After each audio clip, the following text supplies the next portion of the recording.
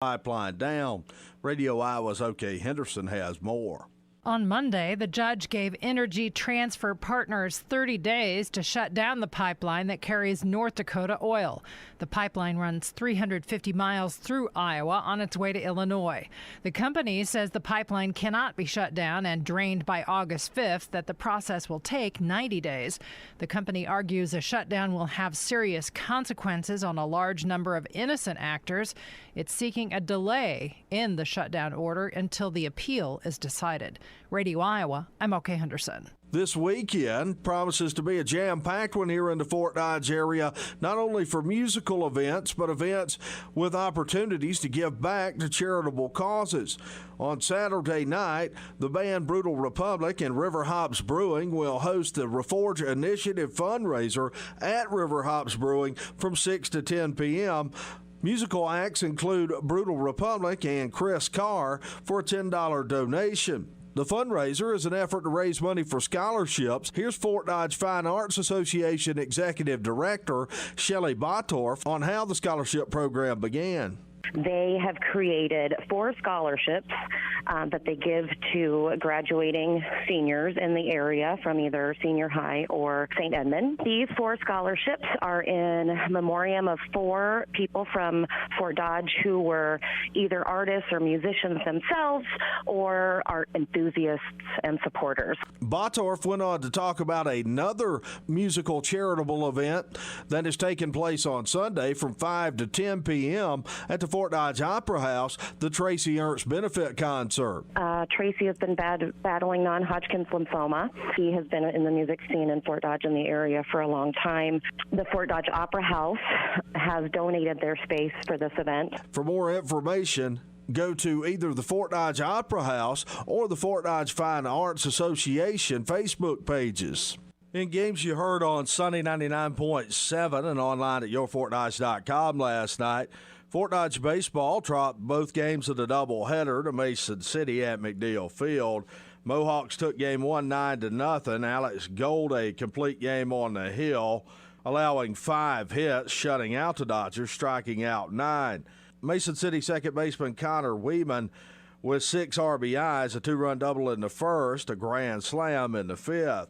In Game 2, Dodgers would allow 4 runs in the first inning. They would trail 4-0. They would rally in the 5th, scoring 6 times to take a 6-4 lead. Mason City would get 2 in the 7th to tie the game at 6.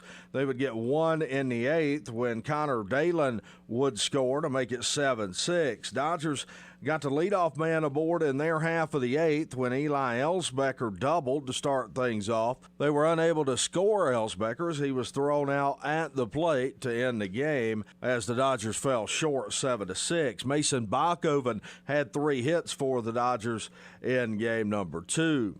Dodger softball, a home doubleheader sweep of Mason City.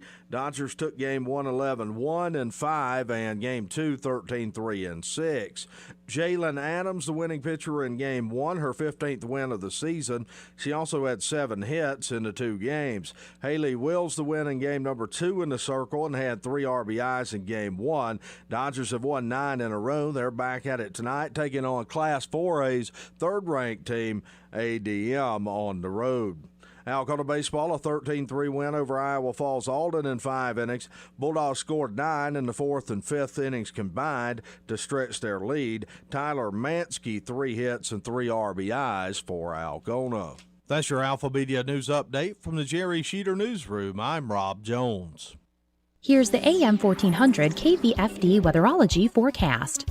Overcast this afternoon with a chance for scattered storms. Highs level off around 80. Winds out of the north 8 to 15 miles per hour. Partly cloudy tonight. Lows around 65. Highs around 89. Tomorrow, lots of sunshine. Mid-80s Saturday and Sunday with a chance for scattered storms Saturday. From the Weatherology Weather Center, I'm meteorologist Jennifer Wojcicki. Currently, it's 72. During this challenging and unprecedented time, Gunderson's is here to serve with expert guidance and understanding to each family and their unique needs. We provide options for funeral, cremation, memorial, virtual, and webcast services, either presently or at a later date. We understand that grief does not wait. We are trained to help you walk this path to bring comfort and support. Every life deserves to be recognized and celebrated, whether it be together or afar.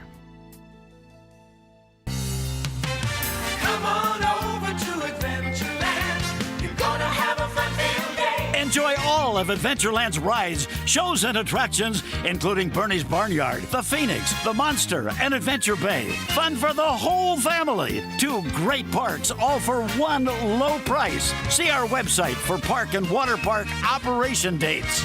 Come on over to Adventureland. You're gonna love it at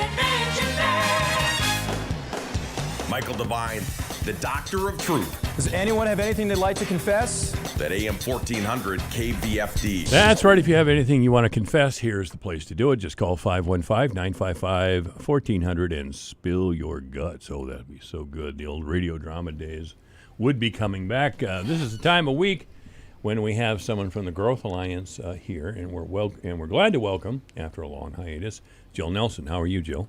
I'm good. How are you, Mike? I'm really good. What is your position over at the Growth Alliance? Even I forgot. I'm the Community Development Director. Community Development Director. You're right. It has been quite a while. Well, I think maybe since February or so since I've been on. So it's good to be back. Well, it's been a crazy year. You know that. And, you know, it's a very good time to be a talk show host. But I think my job is the only one that has benefited because there's always something to talk about. There sure is. I'm not looking or Sure or is. trying to research a lot of different spots to find something to talk about. It's just been a hell of a year all the way around. Anyway, has Fort Dodge come through this COVID thing pretty well or not? Gosh. You know, I think that would probably depend on who you talk to, but I'm sure it is. you know, when we're talking with businesses, we're seeing that some are, you know, gung-ho, ready to open, excited to be back if they were forced to close. There are some that are really still proceeding with caution. And I think, you know, rightfully so. Everyone understands that. And then I think there are some that are open and they're doing the best they can. And then we're seeing that some are kind of fluctuating and needing to be a little bit nimble too as they close and open, depending on their the health of their employees and their staffing situations. So I think it's just a big combination of everything. Okay, yeah, I'm sure that's the case. I talked to a lot of businesses this past 6-8 months, and all of them, every one of them, of course, have seen reduced business, and they don't want that. But by the same token, they don't want anybody to struggle with COVID virus either. Absolutely. They don't want to get it, and they don't want their staff to get it, or family members who work in their store or business. So it's just, I've never seen anything like this year. It's the craziest year I've ever seen. Yeah, absolutely. I think people are really trying to be, you know, optimistically cautious. But I think that our numbers are showing that COVID is definitely still occurring here in Webster County, and so every bit of caution people definitely absolutely understand. All right. So you have, or you in the Growth Alliance, I should say, you have a new proposal, I guess, is what we could call it. Yeah. You know, we're talking about businesses and a lot of businesses struggling right now. And the Growth Alliance, we are, of course, very supportive of people shopping locally and supporting our community and supporting our businesses through this. And so we right now have a program that is taking place. It's just through the month of July, and it's called the Love Local gift card program. And it allows consumers to go on our website and purchase a $35 gift card by paying only $25. Okay. So they're basically getting like 10 free dollars there to a business of their choice. Now I'll clarify, it's a Growth Alliance business, Growth Alliance member business of their choice. And this is all thanks to some very generous businesses in the community that are sponsoring that extra $10 per gift card. And we want to make sure that we mention those because they've been very supportive of that, of this program and what we're asking them. And that is Citizens Community Credit Union, Green State Credit Union, and then Avila Bank. Okay. All right. So is Old Boston on your list? I mean, are they a Growth Alliance member? They are, yes. All right. Yes. So we'll use them as an example. All right. So let's now I also want to say that it's important for people to note before everybody rushes to the Growth Alliance website to check out these gift cards that we kicked this off on Monday, and on Monday afternoon we sold out of gift cards because we are only offering 10 gift cards 25 gift cards per week. That's all that's available. Sure. And so we sold out in the first day, and which was really encouraging. Now, next Monday at 10 a.m., there's going to be another round of 25 gift cards that's available. So during the month of July, every Monday at 10 a.m. is when you're able to log on to the Growth Alliance website and purchase those gift cards until they're gone. So this Monday, did you say? Yes. So like 4 days ago, on Monday was the very first Monday that we did it. Right. Okay. All right. Yeah. So we can go to the Fort Dodge Growth Alliance website. Yep. This coming Monday morning at 10 a.m. and get those gift cards. And so we've worked really hard to kind of streamline the process for our consumers and our businesses. And there's going to be there won't be any actual transaction of like a transfer of an actual physical gift card. You're going to receive an email receipt from a Growth Alliance staff member, and that will act as your gift card. Everything's online. Yep. Isn't it? Yep. So it's super slick. You'll get the gift card via email. So an email receipt or an email gift card from a Growth Alliance staff member, and then you just present that gift card whenever you go into that business. Yeah, this new world is still something I'm trying to adjust to, where everything's online. Yeah. Well, we just tried to kind of simplify everything for everybody because there's lots of different choices. I mean, we have a lot of different member businesses. So if you when you are able to log on, again, not until Monday at 10 a.m., but you'll see that it's retailers and it's restaurants and it's just a variety of businesses.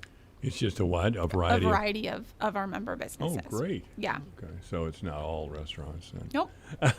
No, but, the one thing that I'm really trying to encourage individuals to do is to try out a new business. So you're getting 10 free dollars here on your gift card. Okay. So wouldn't it be great if you could go and support a business that maybe you've never been to, or you could try out a new restaurant where you've never been, go into maybe a clothing boutique that you've never been, and spend those dollars there to support those businesses. I think would be really great. So where are you going, Jill? Are you getting a certificate? I have not. No, I have not purchased mine. I want to make sure that there is plenty of gift cards for everybody else to get. Is the Dairy Queen on the list? I don't believe so. No. No. I'd be a little surprised. That'd be a run on that place real fast. Jill Nelson's Yeah. our guest. She's Community Development Director over at the Growth Alliance, and we're talking about a new program where you can go to the Fort Dodge Growth Alliance website next Monday after 10 o'clock and get it's a coupon online. Am I saying that right? Yeah, yep. Do you we're need to calling it print like it a out digital then, gift or? card. No, I don't think that you would necessarily need to. But remember, you're only paying $25 and you're getting a $35 gift card. There you go.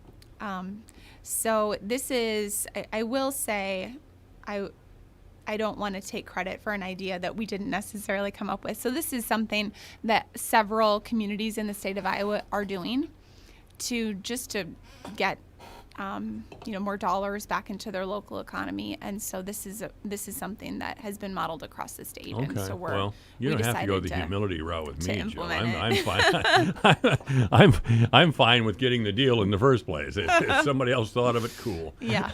Yep. Yeah, but they've seen a lot of success with it other places, and so we thought this is something that we absolutely need to do to support those businesses too. Okay.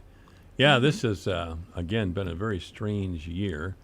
Normally, there's a lot more things going on, but of course, with the COVID, we've had a lot of sports teams have had to yes to not play this year, and that's unfortunate, but that's the way it is. And just a lot of cancellations all around. Yeah, I'll be griping about that tomorrow with Nevin and Randy Kuhlman, the lack of sports, but we can gripe all we want. It's not going to change the fact. You know, lack of sports or lack of, I guess, community events. A little fun. Community gatherings in general. But I think, though, that it's important for people to remember that we have to tie all that stuff back to the businesses, too, because if we don't support our local businesses and spend money there and shop locally, I mean, those are the businesses that donate to those community events that happen. Yeah. So if we want, it's full circle. If we want community events and we want, different gatherings and stuff happening in the community as far as, things to do socially, we gotta spend money at our businesses. Oh yeah, I've always shopped locally, and I always will. I can't get all my clothes at Foley Clothing in town. Well, you remember Foley's? I mean, it was over in Manson probably when you were a kid. Absolutely. My grandma actually used to be the seamstress there. Oh, is that right? Yeah, when I was in Manson. Yep. John's still kicking it out there across from business. what used to be the mall, so that's all working. But gosh, I still remember a guy when I was selling cars several years ago. I offered him this great deal. I knew him. We were kind of friendly, and our kids knew each other and that sort of thing. And he wanted to buy a pickup straight out, so I gave him the best deal in the world. I mean, we really weren't going to make any more money, very much money out of it. We were going to get paid for a few hours of paperwork, and that was it. Well, a few days went by, and I didn't hear from him. So finally I called him. He said, "Oh, I went down to Des Moines and beat your price. I always go to Des Moines. You got to go to Des Moines." And just out of curiosity, I asked him, "Did you buy anything else besides the truck?" Because he couldn't have bought the truck any cheaper than on the price I gave him. And he said, "Oh, yeah, I got undercoating for $120, and I got a warranty that cost, and I got undercoating and on and on." They got him in the finance office and sold him everything that there was to sell him. He spent $4,000 over the cost of the truck and thought he got a good deal. Now, by the way, Jill, that's what every car salesman's dream is to run a big screw through somebody and make them think they got the deal of their life and send them home smiling while you're counting the cash on the... Yeah. So, ladies and gentlemen, this whole idea about going to Des Moines and buying anything cheaper, especially cars and light trucks, Shimcat Motors, Chemna, and certainly Fort Dodge, Ford, Toyota, they'll do you a lot better than any of those, and they'll stand behind the product. And they give back to our community. Yes, they do. I mean, in significant ways. Yes, they do. The Johnson family, of course, I have always admired what they do over at Thanksgiving. They have sacrificed their own family Thanksgiving, really, and opened up the doors of their really nice dealership. Shimcat, of course, has been involved in coats for kids every Christmas as well. And Chemna, I can't think of anything specifically, but I know they've been involved in our community a lot. And you name me a Des Moines car dealer who's going to do that. Who's going to put money in the community like that? What Des Moines car dealer is going to deliver Thanksgiving meals to shut-ins around town on Thanksgiving Day? And a good hot meal, too, I might add. Yeah. What store in Des Moines is going to do that? They're not going to do it, as a matter of fact, No. Buy an appliance down there, and you've seen the last of them. I mean, we have Ross right here in town and others. And yeah, I wholeheartedly agree that there's a lot more that goes into just the transfer of dollars when you buy something. I mean, it's such a bigger picture than that, and what that money does as it filters throughout our economy and throughout our community. But absolutely, those three businesses are great examples of giving back to the community, as do so many others. Yeah. And some of them may not give back in as significant of ways, but they do what they can. Surely. And they're also providing jobs. As well. No, people will always argue with me. "Oh, you go down to Des Moines, they knock $1,000 off the window price." I mean, yeah, well, they marked it up $5,000. Give it a break, pal. Could be. Oh, yeah. And when they're saying things to me like that, I do imagine a giant screw right through their head because the dealership or whatever has screwed up their mind that bad, and they just don't get it. I mean, you can't convince them otherwise. Because what are they going to say? Yeah, I went down to Des Moines, got my brain screwed out. I don't think so. Yeah. No, they're not going to admit that. They're not going to admit that. No. So, Miss Nelson, what else do we have to say about the Growth Alliance today? Gosh, I one other thing I would like to say that we understand that the times are tough for a lot of businesses right now, Right. and so for those members that are active members with us and they're paying their membership dues, we appreciate you so much. Okay. Because I mean, you are fueling our organization, you're fueling growth in the economy, and it's very much appreciated. AM 1400 KVFD. Good afternoon. You're on the air. Hello. Does the Growth Alliance then notify the businesses of who got the gift cards? Did you hear them? Yes, that is a great question. Thank you for asking. Yes. So when the emailed gift card is sent to the consumer, the person that chose that gift card, we also email the place of business to let them know who the person was that purchased the gift card, so that they can keep track and monitor that themselves, because it was important for us to eliminate any confusion, but also the chance for duplication. Is this Denny Plouts? Hey. Who? It is Plouts. Jill forgot something, huh? Oh, Dennis, I didn't even recognize you. I was like, what a great question. There's an engaged listener out there. Jeez. Well, I've heard his voice before, so I kind of picked up on it. Yeah. How's it going today, Denny? Yeah, pretty good. You're going to get a nice little star on your desk this afternoon. Thanks. All right. Thanks for calling in, Denny. All right. Okay, thank you. Bye-bye. Yeah, this is AM 1400 KVFD, the voice of Fort Dodge. He didn't want me to recognize his voice. I could tell he was trying to change his voice a little bit, but I couldn't even tell. That's so funny. But I've been hearing his voice through my headphones for so many years. Well, and he's been calling in, right? Oh, yeah, he's been calling in too. During all this. All right, Jill Nelson has been with us with the Growth Alliance. Remember, it is Monday after 10 o'clock. Go to the Fort Dodge Growth Alliance website, and what is that address, Jill? GreaterFortDodge.com. There we go, and get your coupon, okay? Well, you have fans, Jill. Right. Actually, you have fans. AM 1400 KVFD, good afternoon. You're on the air. Yeah, this is for Jill. Make sure now you help him out on the computer to get his order in. Yeah, please do. I will do that. I'll go over to the Growth Alliance and get that done. I'm glad to see that you could manage dialing the phone today, by the way. One of my fans. Oh, okay. I was like, didn't recognize that voice either. Oh, no. He's been calling here for years. But anyway, Jill Nelson's been our guest. Thank you, Jill. Thank you. You bet. Michael Devine, the Doctor of Truth. Does anyone have anything they'd like to confess? At AM 1400 KVFD. It's 2:29. News is next. How much money would you like to save just by doing something you're already doing? How about 40%?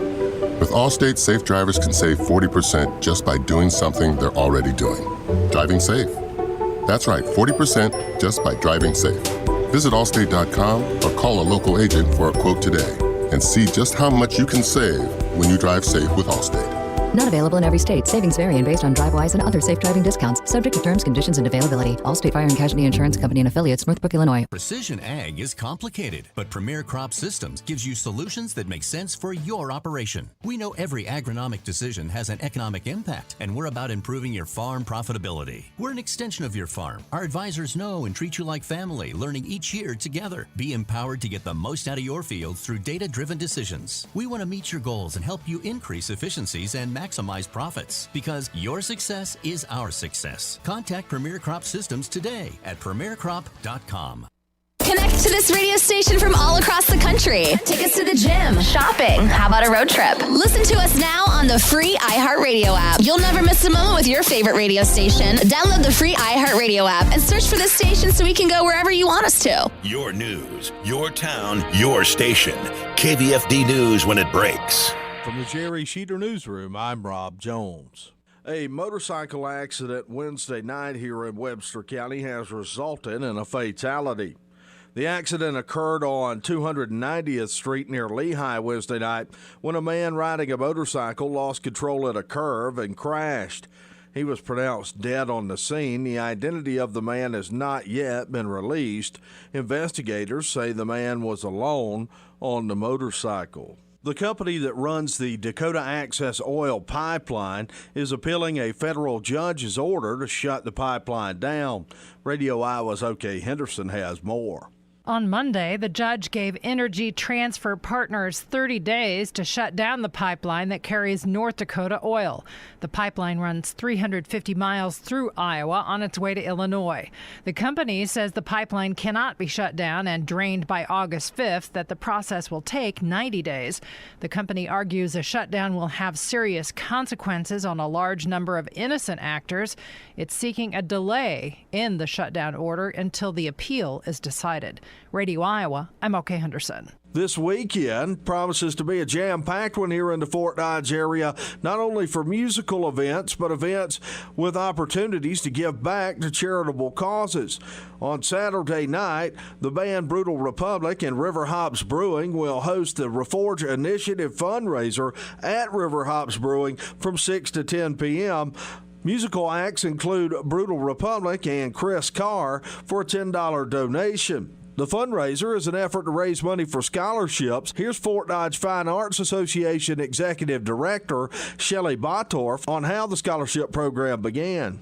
They have created 4 scholarships that they give to graduating seniors in the area from either senior high or St. Edmund. These 4 scholarships are in memoriam of 4 people from Fort Dodge who were either artists or musicians themselves or art enthusiasts and supporters. Botorf went on to talk about another musical charitable event that is taking place on Sunday from 5 to 10 p.m. at the Fort Dodge Opera House, the Tracy Ernst Benefit Concert.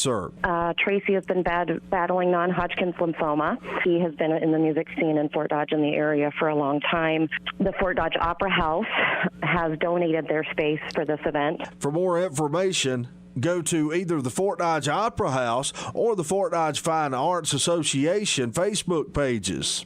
In games you heard on Sunny 99.7 and online at yourfortdodge.com last night, Fort Dodge baseball dropped both games of the doubleheader to Mason City at McNeil Field.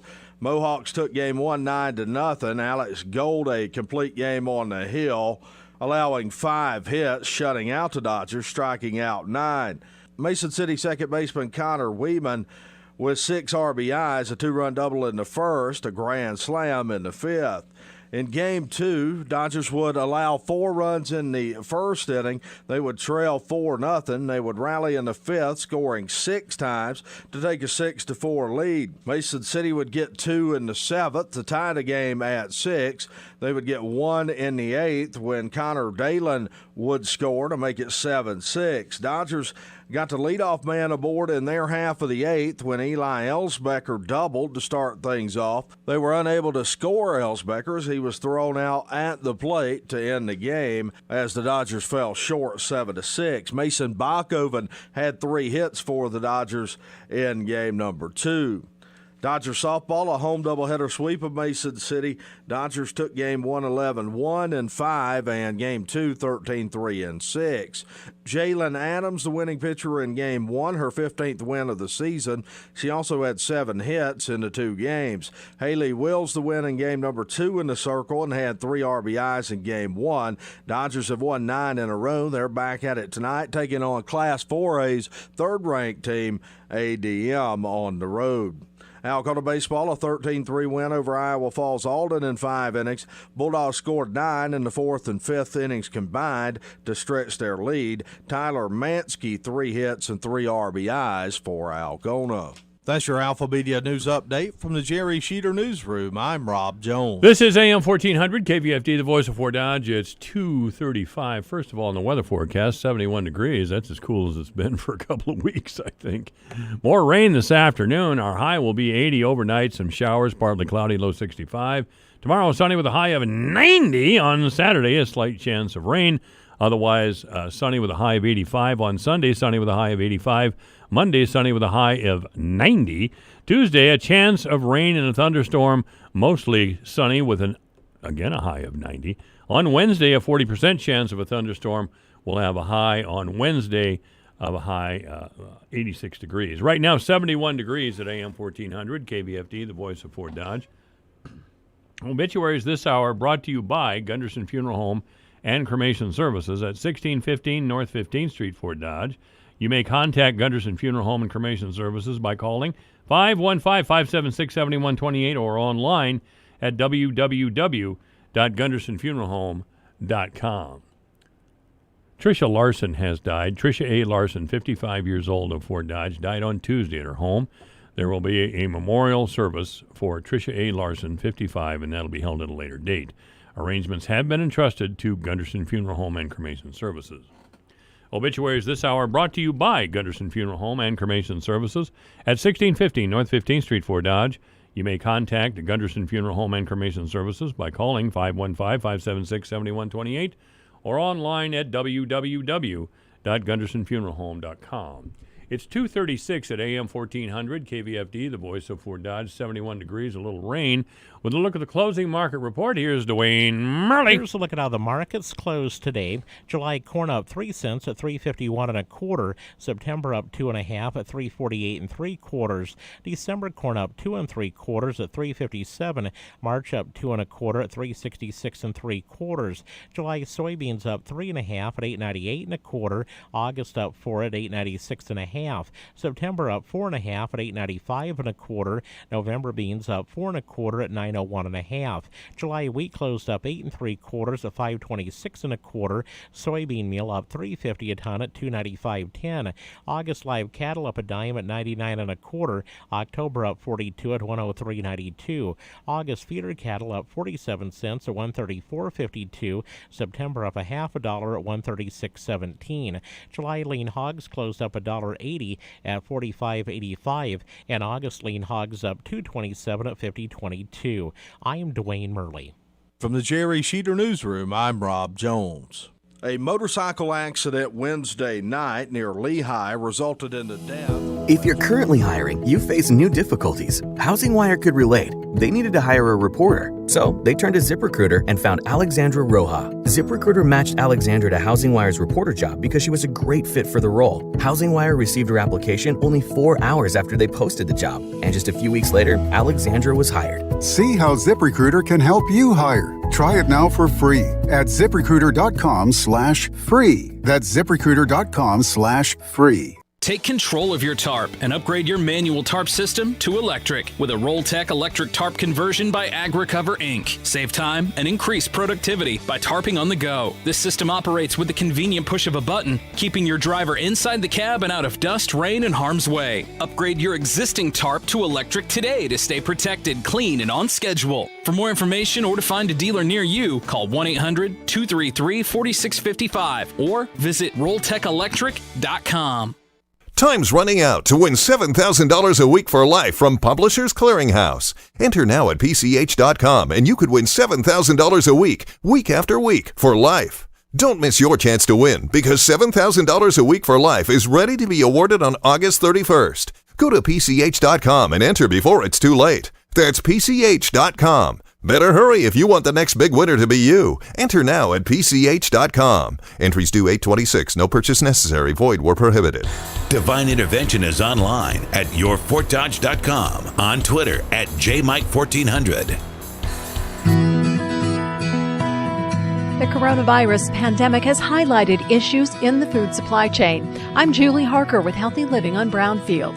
Catherine Wotecki, a professor with Iowa State University and a former USDA undersecretary, says food distribution challenges are being recognized by policymakers. We need to be building a food system.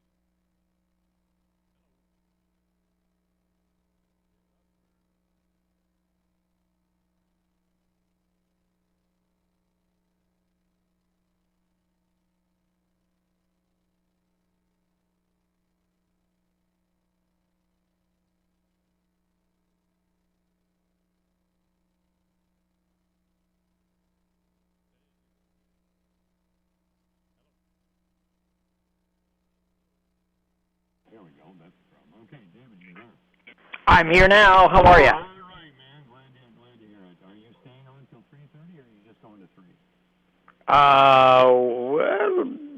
Well, let's go on. That'll be fine. Yeah. Well, what can we? I'm not sure how long we can. What we're going to talk about? Yeah, sure. Let's talk. All right, man. All right. I sent a text probably an hour and a half, 2 hours ago to Mike. I forgot what you wanted, asking if you'd like to be on until 3:30, but he must have not seen it. Stuff happens. Okay. Stuff happens. Thank you. I'll be right with you. The Centers for Disease Control recommends older adults avoid crowds and people who are sick. Wash your hands and disinfect surfaces often. Keep a 2-week supply of food and medicine on hand. Learn more at ncoa.org.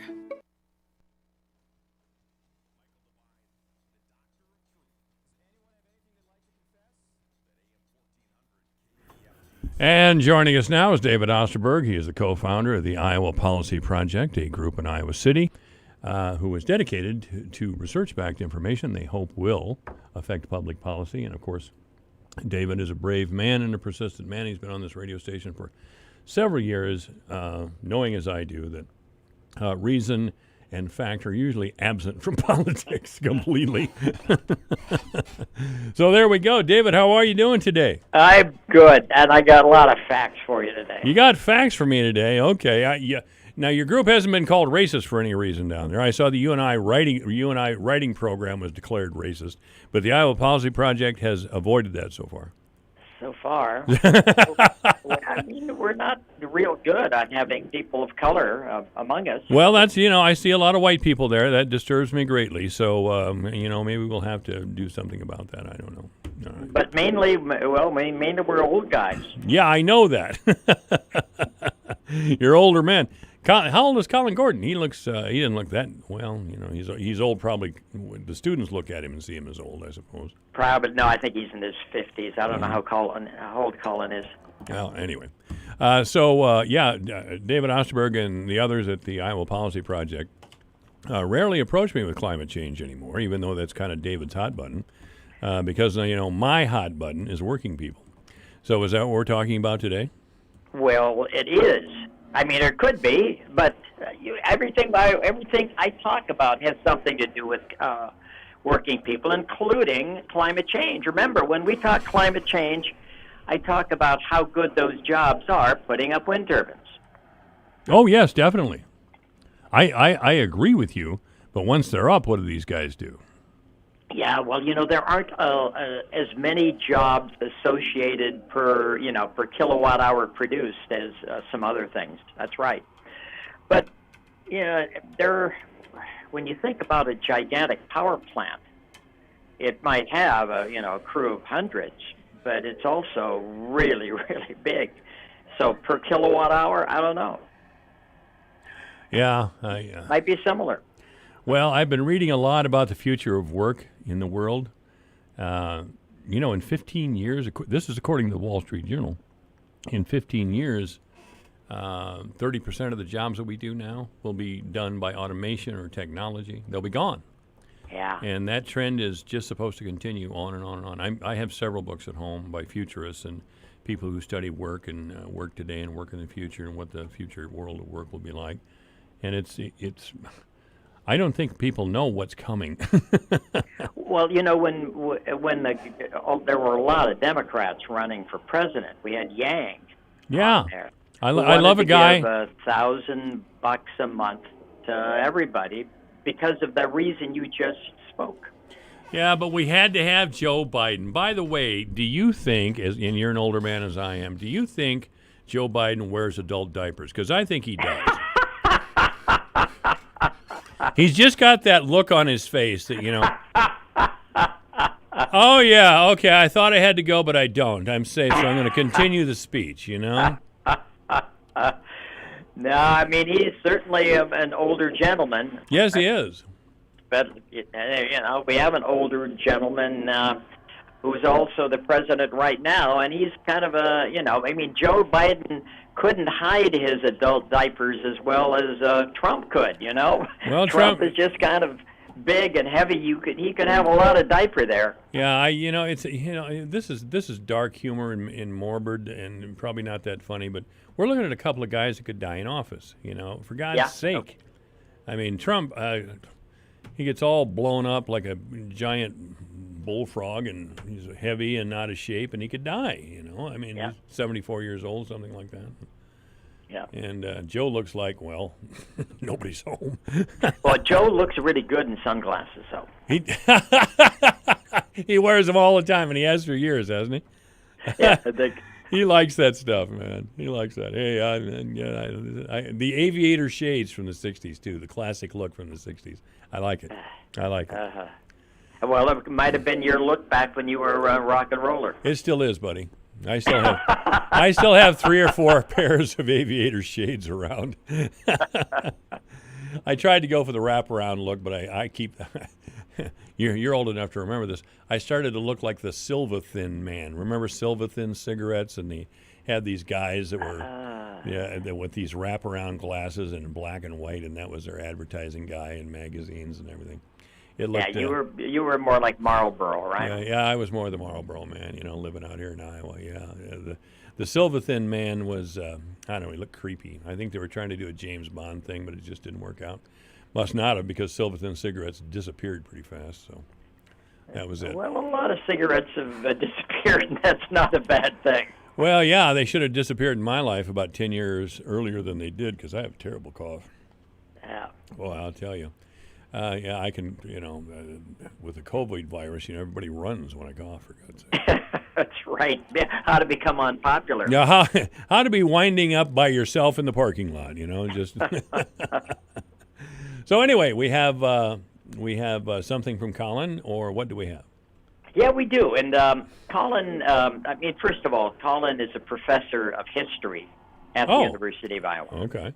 That's what he's not an economics professor. He's a historian. Okay. And writes a lot about what you'd expect would be working people in the 1950s. And so when you read his stuff, he certainly talks about working people a lot.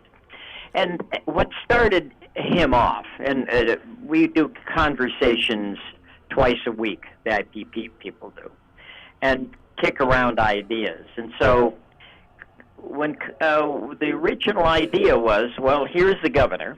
She's just decided that we need to get this economy started good, which everybody, I think, agrees with. So she sets up this Governor's Economic Recovery Advisory Board. How many workers on that board, you think? Oh, none. Are you kidding me? No, of course not. This is Terry Branstad's protege. I mean, he tucked her under his arm all the way. He wanted to dance on the Democrats' face for saying, now I have the first governor in the state who's a woman and the first senator. Bite me, Democrats. Branstad he didn't look that way, but he was a tough partisan fighter. Most people know that. Well, again, he got, more partisan as it went on. But I mean, here, 13-member board, 9 CEOs, is that kind of the right number? 1 corporate counsel, then they put on somebody who's not running a business. He runs the Chamber of Commerce. All right. So, what in the world? There's one guy on there who's head of, does the University of Iowa hospitals and clinics. So you had to have one person who wasn't in the private sector. But why are these the right people to be talking about getting a brand new economy, not just going back to what we used to have, but reinventing it and lots of room for what Iowa working families want? And they even use the word working families all the time. And in families, and, we're going to do all this. And you put people on who simply have not thought as much about that as somebody might from community college, for instance, or from Iowa State University, or someplace. Any place. Or think about somebody in social services who actually see families all the time. No, nobody even approaching this is what we get. Well, I'll tell you from what I've seen over the years, and this is not a study I did, or I don't have a study to refer to, But a lot of workers, unskilled and semi-skilled workers that I knew 30 years ago or 40 years ago have left the state. I mean, this isn't a positive working environment for working people in the state of Iowa, isn't it? It's hostile to working people. And by the way, I wouldn't have much faith in the Democrats putting together a committee that was any better than the Republicans. They'd probably have to have some transgender person on, somebody who... Right, and then they'd have to have some gay person, and then they'd have to have somebody in Hispanic studies, and by the time you got done with this committee, nobody actually has a job, you know. I think that this is not a well-studied question by you. I'm afraid. So anyway, we've got all these white people over here on the Republican side. I think one person of color. Okay. One person of color? I don't know. I mean, I don't know who these people are. Their titles. Okay. Is it a black person or? I think it's Indian descent. Indian person. Okay. Yeah, subcontinent. You know, we have a lot of very well-educated people whose ancestors came from India in our country. Yeah, we do. And I'm glad to see that, you know. And a bunch, and they all seem to be starting, some kind of web thing out in California. There's a bunch of those. I don't know Indian people. I don't know how other to describe them. I'm talking the country of India, ladies and gentlemen. If you haven't picked it up, but I don't know how they like to be referred to other than Indian immigrants, which I would prefer. You're from I don't know, the subcontinent. The subcontinent, or whatever you want to say it. But I know they're very talented in the sciences, and they all want to come here, and I think we should let all of those folks in. They're very the people I've talked to from India. And we had a few, we still have a few here in Fort Dodge. We used to have more out at the Fort Dodge labs. They were all talented people, very talented. I mean, they were way over my head.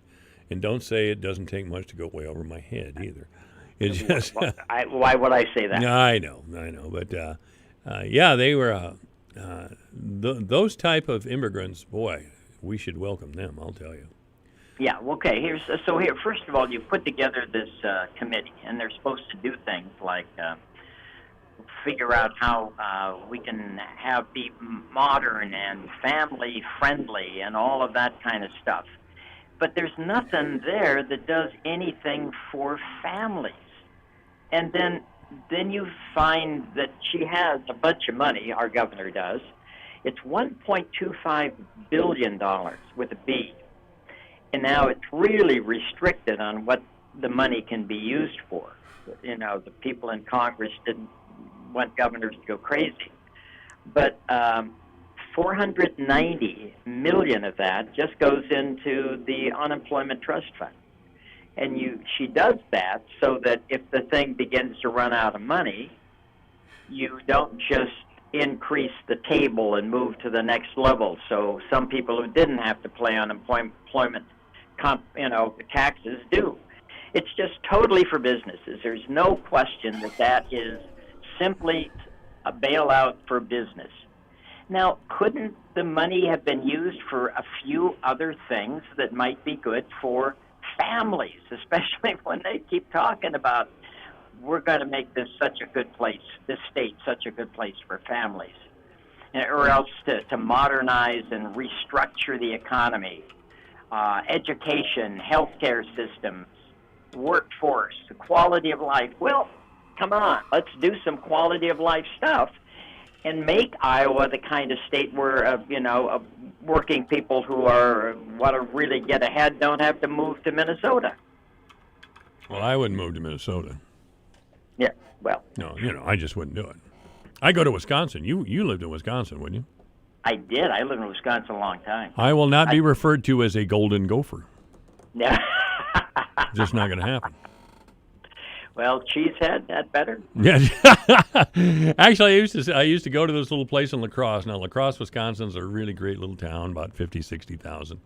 And it was just out of town. I can't even remember what the name of it was, but it was a great place.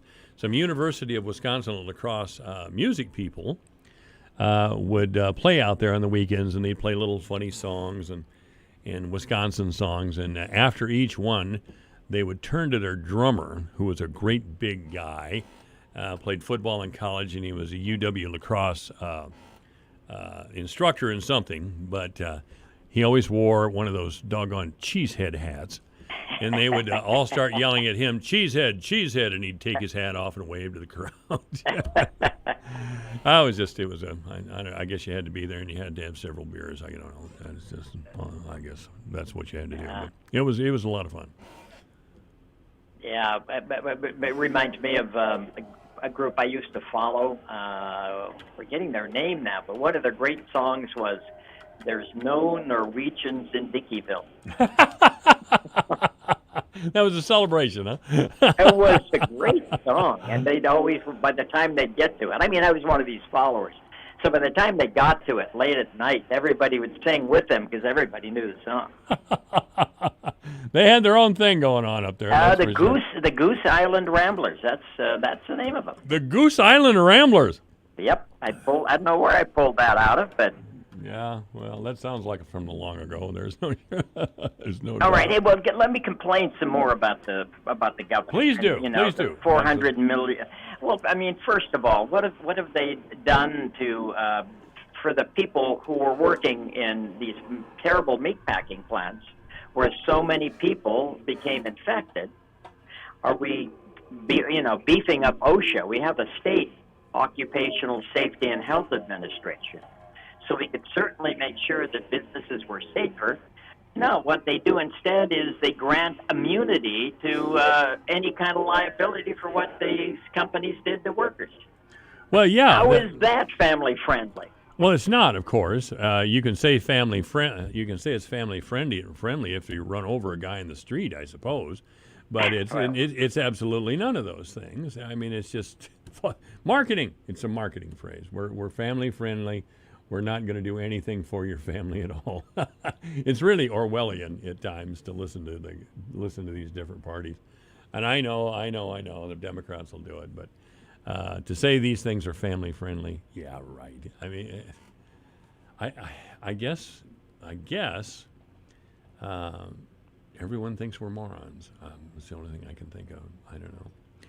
And you know the game. All they have to do is say guns and God, and we forget about unions, or we forget about better working conditions, or any of those things, and that's unfortunate. And what is it that really is going to help a family?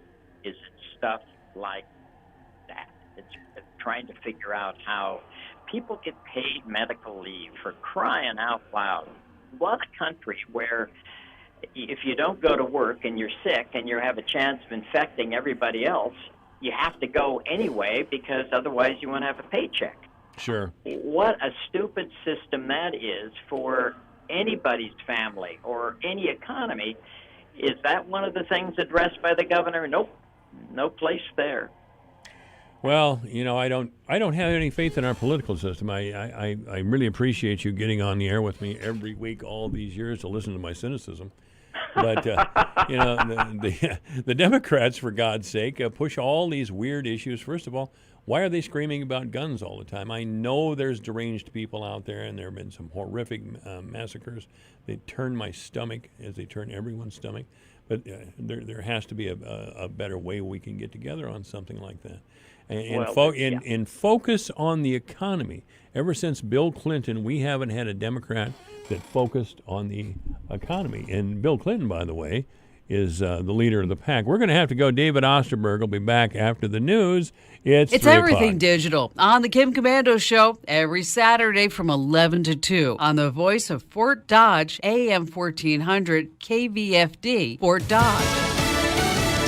A new mask mandate for one state's schools. I'm Lisa Brady, Fox News. Utah's governor says masks will be required as schools reopen this fall, but he's not imposing a statewide mandate, even as Utah joins a number of states reporting new single-day records of COVID cases. White House spokeswoman Kayleigh McEnany says the president will keep pushing for schools to reopen. And President Trump's America, make no mistake that he will continue to be the biggest fighter for equal opportunity in our schools and continued access to the American dream for all. New grim milestones as a surge continues in several states. Florida reporting 120 new deaths, its highest one-day total, more than 4,000 deaths in all. The White House also portraying Supreme Court rulings on the president's financial records as good news, sending the cases back to lower courts, including a ruling that says Manhattan DA Cyrus Vance is entitled to the records as part of a criminal probe.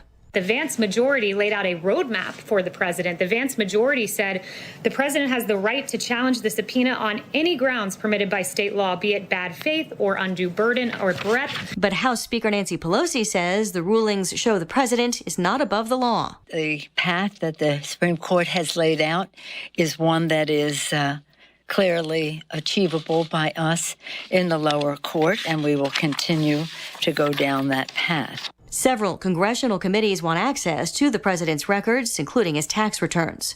The federal judge considering the Justice Department's motion to dismiss the case against former National Security Advisor Michael Flynn is still refusing to drop it, even after an appeals court panel ordered him to. Instead, Judge Emmett Sullivan is asking the full appeals court to reconsider the panel's recent decision.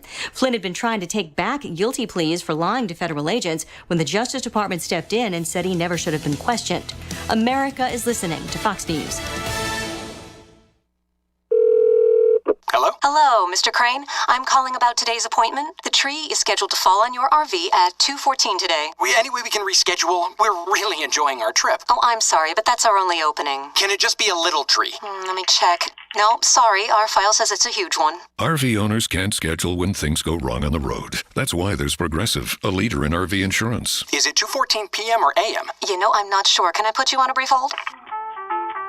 Progressive Casualty Insurance Company and Affiliates. Looking to cut costs and free up cash on a monthly basis? Start today with Pure Talk USA. Now, the average family of four is saving $70 a month. That's over $800 a year savings on your cell phone service with Pure Talk USA. And it starts at just $20 a month, depending on the amount of data you need. Switch to Pure Talk today. Just go to puretalkusa.com. Use the promo code Sean. You get 50% off your first month. That's promo code Sean to get 50% off your first month at puretalkusa.com.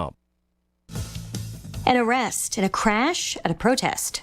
A woman's been arrested accused of a hit-and-run crash into protesters in Indiana Monday, where activists reportedly blocked off a road. 66-year-old Christy Bennett charged Thursday with criminal recklessness and leaving the scene of an accident after the confrontation with a 29-year-old woman who apparently stood with her hands on the vehicle, which then accelerated into her. She was sent to the hospital. A man who clung to the side of the car suffered minor injuries. Demonstrators were protesting the assault of a black man by a group of white men seen on video pinning him against a tree 4th of July weekend. The FBI is investigating.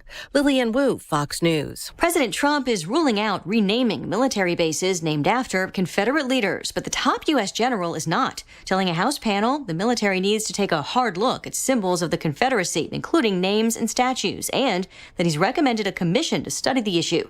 Though Joint Chiefs Chairman Mark Milley also says it was a political decision to name the bases and would also be a political decision to rename them.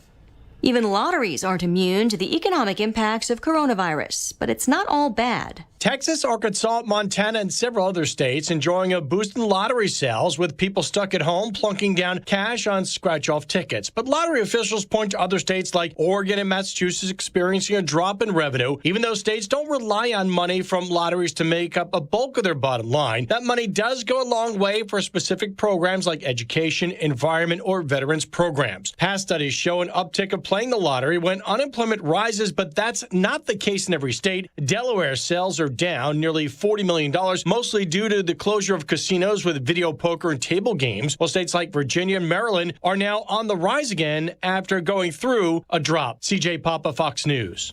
A sell-off on Wall Street. The Dow's been down about 1% heading into the close. I'm Lisa Brady, and this is Fox News. From the Jerry Sheeter Newsroom, I'm Rob Jones.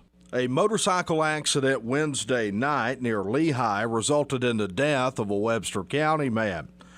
The victim in the crash has now been identified as 55-year-old Damon Peterson of Burnside. He was pronounced dead at the scene of the accident, which happened on 290th Street. Police say the accident happened after Peterson lost control of his motorcycle in a curve. Investigators say the motorcycle was the only vehicle involved in the accident and that Peterson was riding alone at the time of the accident. We here at Alpha Media Fort Dodge extend our deepest condolences to the friends and family of Damon Peterson. The company that runs the Dakota Access Oil Pipeline is appealing a federal judge's order to shut the pipeline down. Radio Iowa's O.K. Henderson has more. On Monday, the judge gave Energy Transfer Partners 30 days to shut down the pipeline that carries North Dakota oil. The pipeline runs 350 miles through Iowa on its way to Illinois. The company says the pipeline cannot be shut down and drained by August 5th, that the process will take 90 days. The company argues a shutdown will have serious consequences on a large number of innocent actors. It's seeking a delay in the shutdown order until the appeal is decided.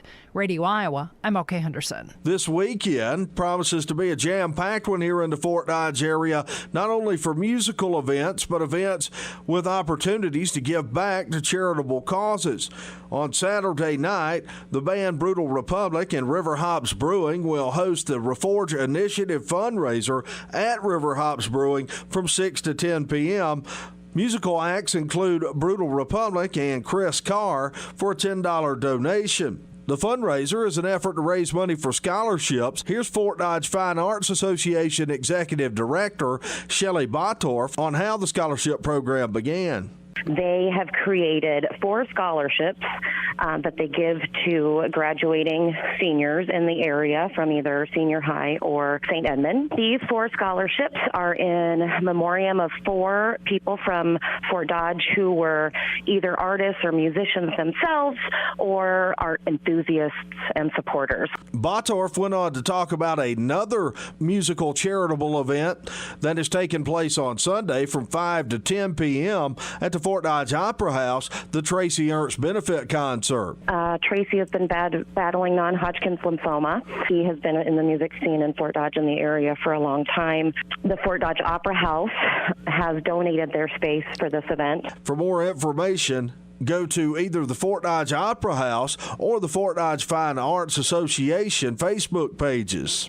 In games you heard on Sunny 99.7 and online at yourfortdodge.com last night, Fort Dodge baseball dropped both games of the doubleheader to Mason City at McNeil Field. Mohawks took game 1 9-0. Alex Gold a complete game on the hill, allowing 5 hits, shutting out the Dodgers, striking out 9. Mason City second baseman Connor Weeman with 6 RBIs, a 2-run double in the first, a grand slam in the 5th. In Game 2, Dodgers would allow 4 runs in the first inning. They would trail 4-0. They would rally in the 5th, scoring 6 times to take a 6-4 lead. Mason City would get 2 in the 7th to tie the game at 6. They would get 1 in the 8th when Connor Dalen would score to make it 7-6. Dodgers got the leadoff man aboard in their half of the 8th when Eli Elsbecker doubled to start things off. They were unable to score Elsbecker as he was thrown out at the plate to end the game as the Dodgers fell short 7-6. Mason Bachhoven had 3 hits for the Dodgers in game number 2. Dodger softball, a home doubleheader sweep of Mason City. Dodgers took game 1 11-1-5 and game 2 13-3-6. Jalen Adams, the winning pitcher in game 1, her 15th win of the season. She also had 7 hits in the 2 games. Haley Wills, the win in game number 2 in the circle and had 3 RBIs in game 1. Dodgers have won 9 in a row. They're back at it tonight, taking on Class 4A's third-ranked team, ADM, on the road. Algona baseball, a 13-3 win over Iowa Falls Alden in 5 innings. Bulldogs scored 9 in the 4th and 5th innings combined to stretch their lead. Tyler Mansky, 3 hits and 3 RBIs for Algona. That's your Alpha Media News Update from the Jerry Sheeter Newsroom. I'm Rob Jones. Here's the AM 1400 KVFD Weatherology forecast. Overcast this afternoon with a chance for scattered storms. Highs level off around 80. Winds out of the north, 8 to 15 miles per hour.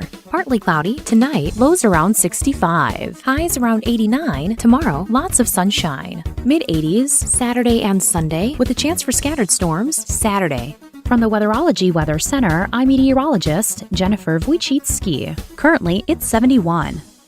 This is Robert Maddox of Hahn Roofing. Need a new roof? Just what are you looking for? Are you shopping for the cheapest bid and willing to cut corners on the most important part of your greatest asset, your home? When you force a contractor to cut costs, do you actually believe that he's cutting his profits? In most cases, you're going to get what you pay for. The cheapest material available, none of the old felt removed or the rotten wood replaced, cheap labor, and a warranty not worth the paper it's written on. Hahn Roofing may not be your cheapest bid, but if you're looking for a quality roof installed by a professional company, call Hahn Roofing. We remove every roof to the sheeting and inspect the deck. Then using Owens Corning's installation instructions, we reinstall your new roof. That's how we've earned our status as the platinum contractor for Owens Corning throughout Iowa and have the ability to offer you a lifetime limited warranty which covers the material with no depreciation for the life of your roof and our labor for 25 years. If Owens Corning can trust Hahn Roofing that much, then you can too. Call today for your free estimate, 515-573-7440. That's 515-573-7440.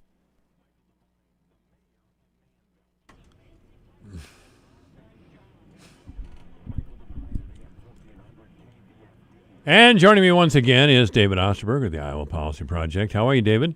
I'm okay. I'm about as good as I was when you talked to me 10 minutes ago. No change, huh? Well, me either, really. Me either, really.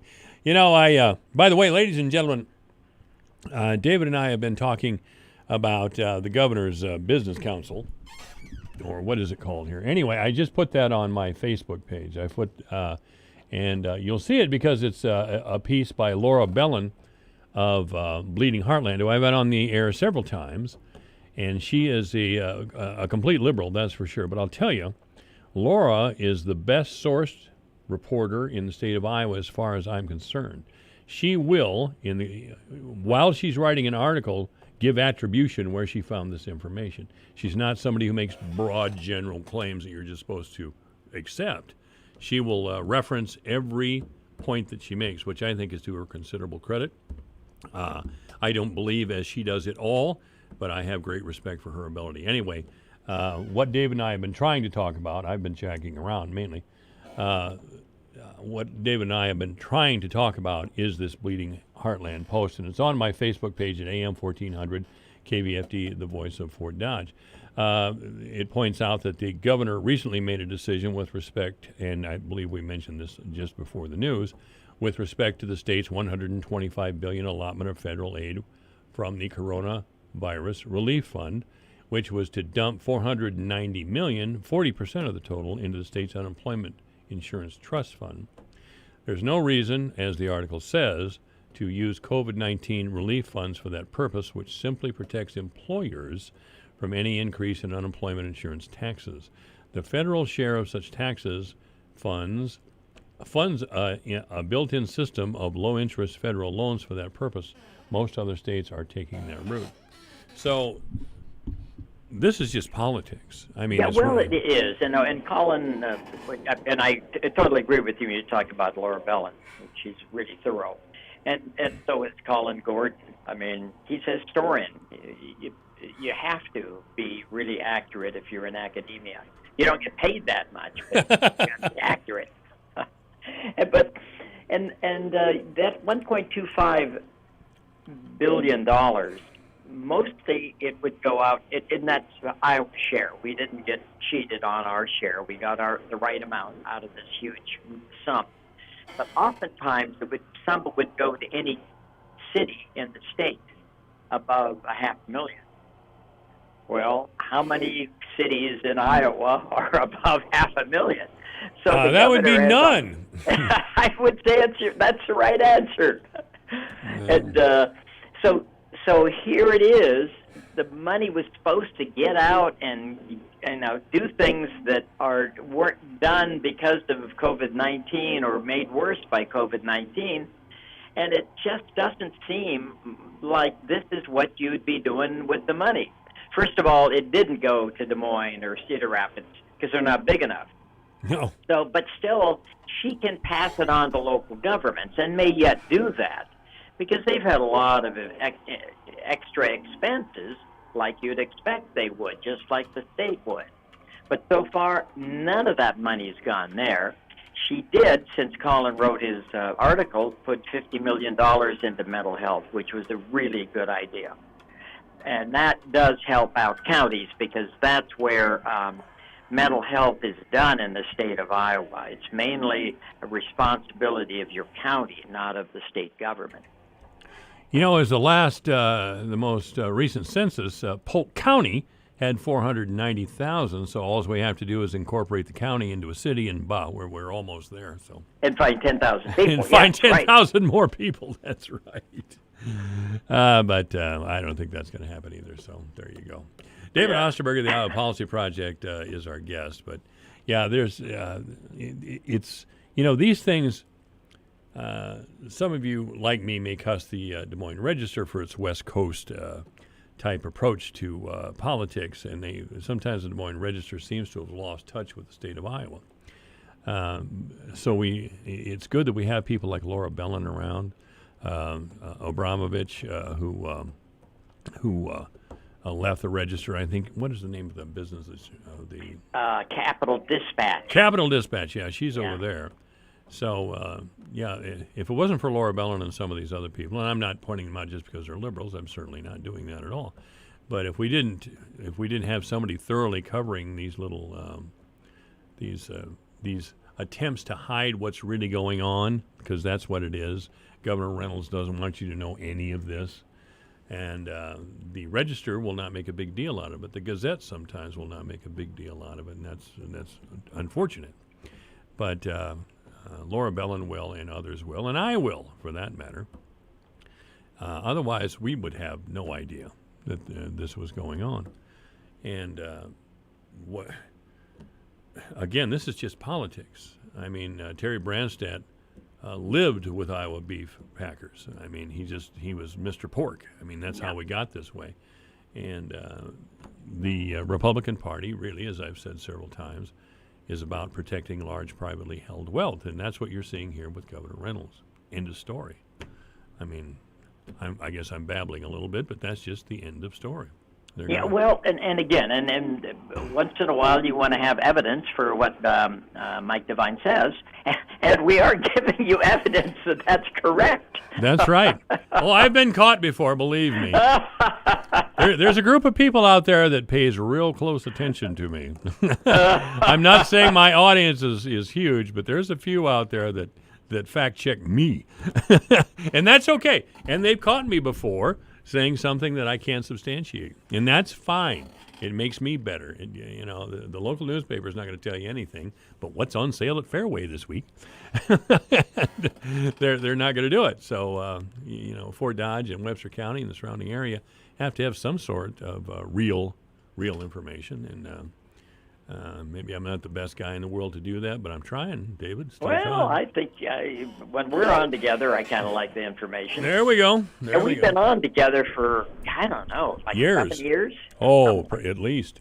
I'm going into my 12th year doing this, and you're one of the Iowa Policy Project, you and the Iowa Policy Project. I went looking for a left-of-center group, frankly, because I had plenty of willing right-wingers in the area to jump on the air at the time.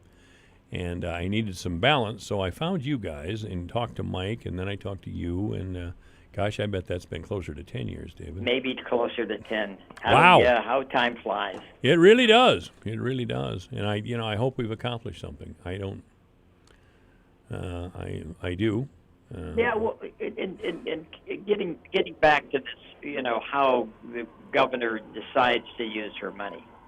Her money, I mean, the Congress's money that got passed on to the state of Iowa.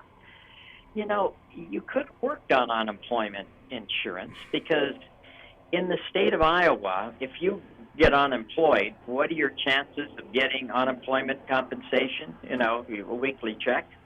It's less than 40%. And that's not bad because there are some states where it's below 20%. So you have a job, you're working for somebody, you've been working there for plenty of time, a couple of years. Unemployment you get unemployed for some reason, not because you quit, not because you did something, you didn't punch out the boss. You got laid off, and here it is. What are your chances of getting unemployment compensation? Less than 1.5, 1 and 2.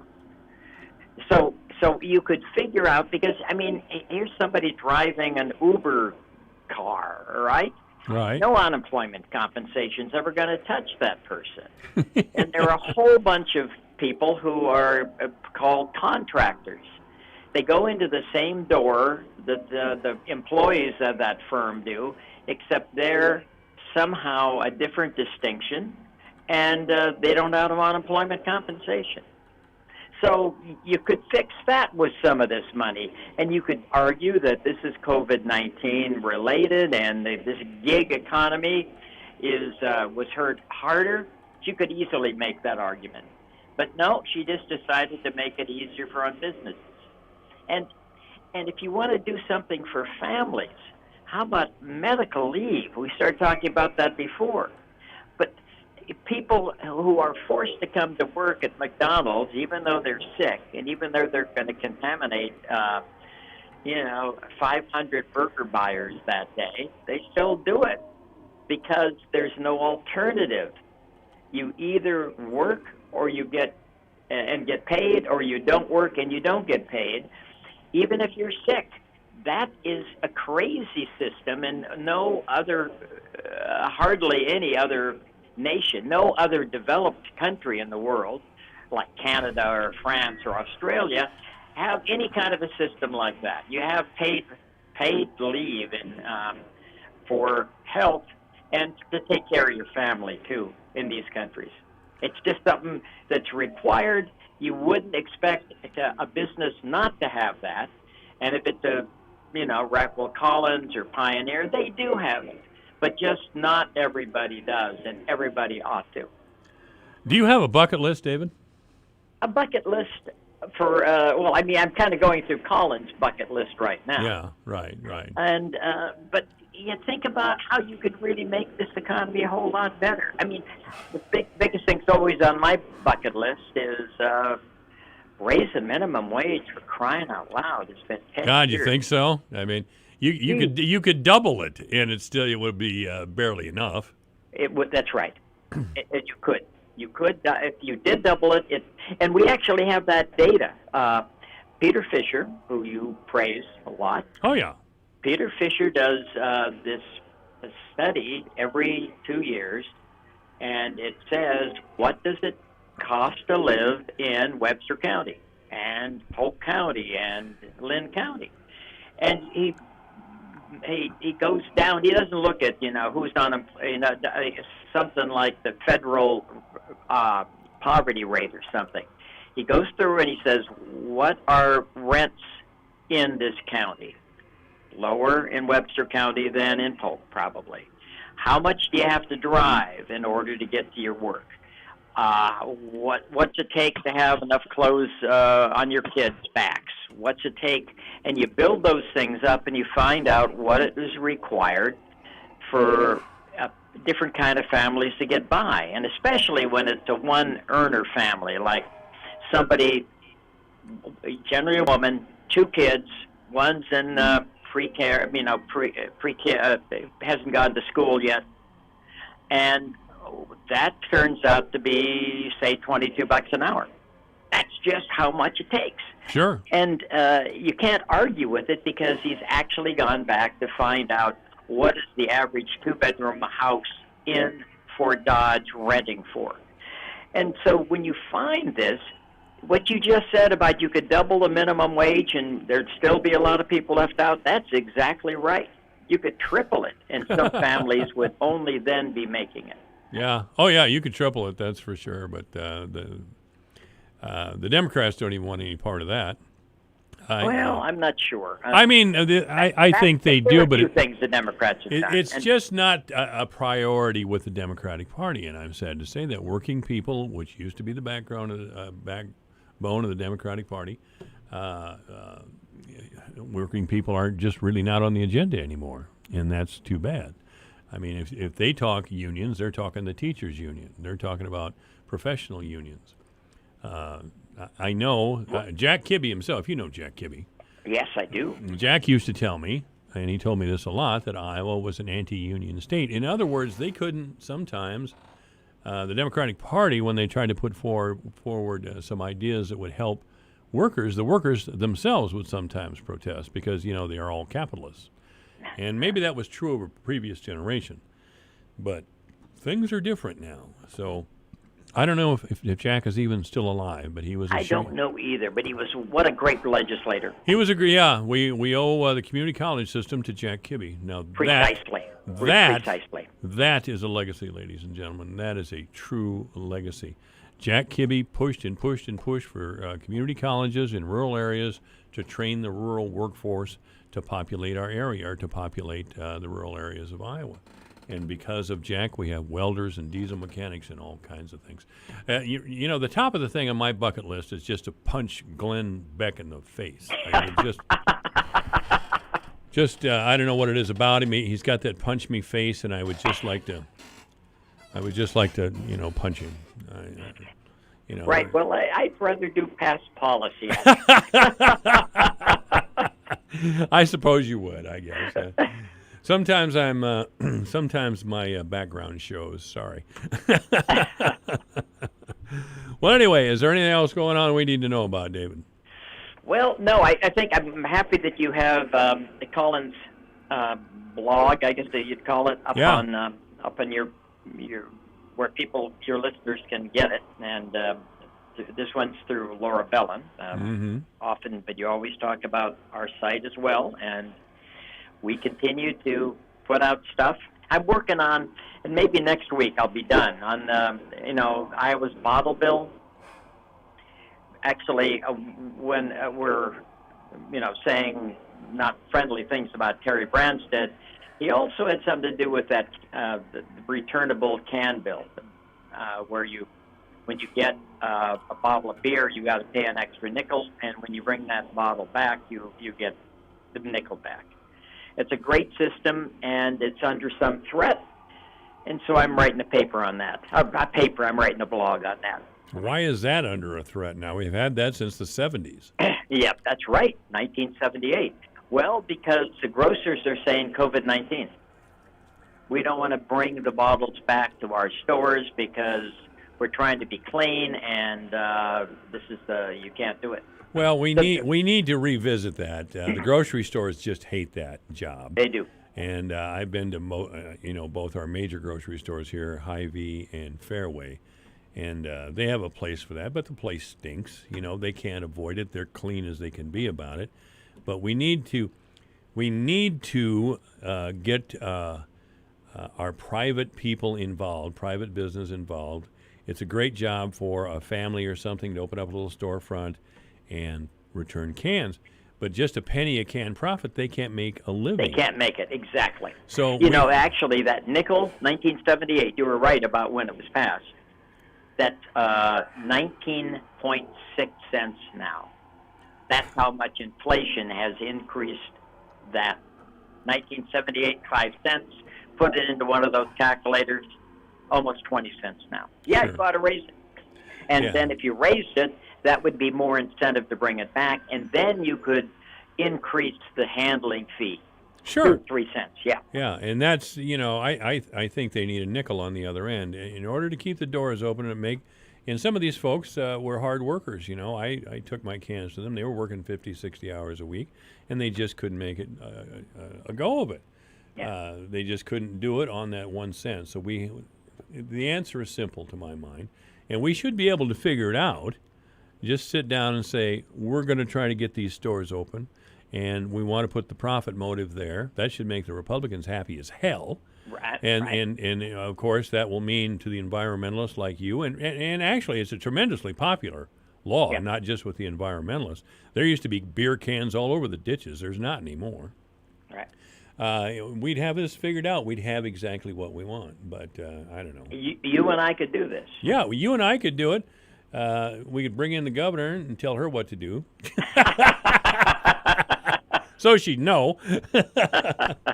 All right, David Osterberger, the Iowa Policy Project has been our guest. You can go to iowapolicyproject.org or iowafiscal.org to find out more. And, of course, there's papers by David Osterberg, Dr. Peter Fisher, who I didn't even know it when I started having on the air. Dr. Fisher has a fan base here in town of economists. Fisher, I didn't know him, but I certainly do now. And anyway, there's a lot of great information there. David, thank you for being with us. Hey, good talking. Always. This is AM 1400 KVFD.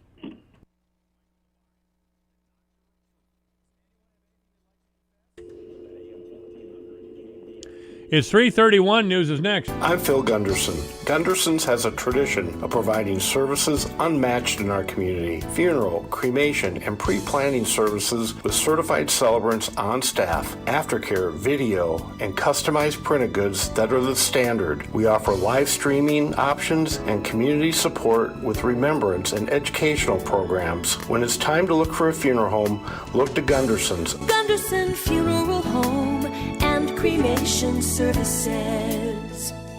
This is an advertisement. Paid non-attorney spokesperson Ricky LeBlanc admitted in Massachusetts only. Sokolov Law LLC, Chestnut Hill, Mass. Paul J. Morgan, Winter Park, Florida. Greg Hobby, New Jersey. Michael Bro Gonzalez, admitted Louisiana. While this firm maintains joint responsibility, most cases of this type are referred to other attorneys for principal responsibility. Mesothelioma. If you know what mesothelioma is, you or someone you love has likely been affected by this devastating cancer. You may be entitled to compensation. Call Sokolov Law today. 1-800-736-2100. The only known cause of mesothelioma is asbestos exposure. Thousands of U.S. veterans and trade workers are at risk for the disease. Nearly $30 billion in court-ordered trusts has been set aside to pay money to asbestos victims. If you or a loved one has been diagnosed with mesothelioma, call now. You may be able to receive compensation without ever going to court or filing a lawsuit. Call for a free legal consultation at 1-800-736-2100. That's 1-800-736-2100. 1-800-736-2100.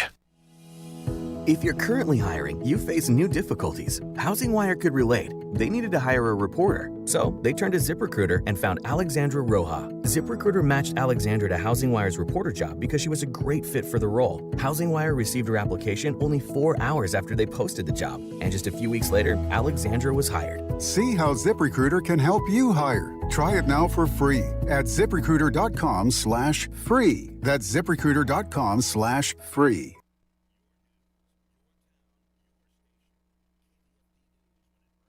From the Jerry Sheeter Newsroom, I'm Rob Jones. A motorcycle accident Wednesday night near Lehigh resulted in the death of a Webster County man. The victim in the crash has now been identified as 55-year-old Damon Peterson of Burnside. He was pronounced dead at the scene of the accident, which happened on 290th Street. Police say the accident happened after Peterson lost control of his motorcycle in a curve. Investigators say the motorcycle was the only vehicle involved in the accident and that Peterson was riding alone at the time of the accident. We here at Alpha Media Fort Dodge extend our deepest condolences to the friends and family of Damon Peterson.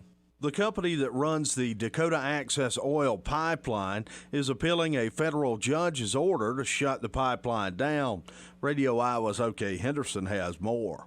On Monday, the judge gave Energy Transfer Partners 30 days to shut down the pipeline that carries North Dakota oil.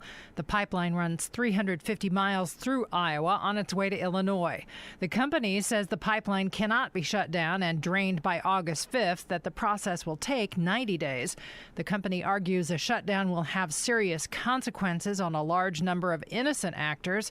It's seeking a delay in the shutdown order until the appeal is decided. Radio Iowa, I'm O.K. Henderson. This weekend promises to be a jam-packed one here in the Fort Dodge area, not only for musical events, but events with opportunities to give back to charitable causes. On Saturday night, the band Brutal Republic and River Hops Brewing will host the Reforge Initiative fundraiser at River Hops Brewing from 6 to 10 p.m. Musical acts include Brutal Republic and Chris Carr for a $10 donation. The fundraiser is an effort to raise money for scholarships. Here's Fort Dodge Fine Arts Association Executive Director Shelley Bottorff on how the scholarship program began. They have created 4 scholarships that they give to graduating seniors in the area from either senior high or St. Edmund. These 4 scholarships are in memoriam of 4 people from Fort Dodge who were either artists or musicians themselves or art enthusiasts and supporters. Bottorff went on to talk about another musical charitable event that is taking place on Sunday from 5 to 10 p.m. at the Fort Dodge Opera House, the Tracy Ernst Benefit Concert. Tracy has been battling non-Hodgkin's lymphoma. He has been in the music scene in Fort Dodge in the area for a long time. The Fort Dodge Opera House has donated their space for this event. For more information, go to either the Fort Dodge Opera House or the Fort Dodge Fine Arts Association Facebook pages. In games you heard on Sunny 99.7 and online at yourfortdodge.com last night, Fort Dodge baseball dropped both games of the doubleheader to Mason City at McNeil Field. Mohawks took game 1 9-0. Alex Gold a complete game on the hill, allowing 5 hits, shutting out the Dodgers, striking out 9. Mason City second baseman Connor Weeman with 6 RBIs, a 2-run double in the first, a grand slam in the 5th. In Game 2, Dodgers would allow 4 runs in the first inning. They would trail 4-0. They would rally in the 5th, scoring 6 times to take a 6-4 lead. Mason City would get 2 in the 7th to tie the game at 6. They would get 1 in the 8th when Connor Dalen would score to make it 7-6. Dodgers got the leadoff man aboard in their half of the 8th when Eli Ellsbecker doubled to start things off. They were unable to score.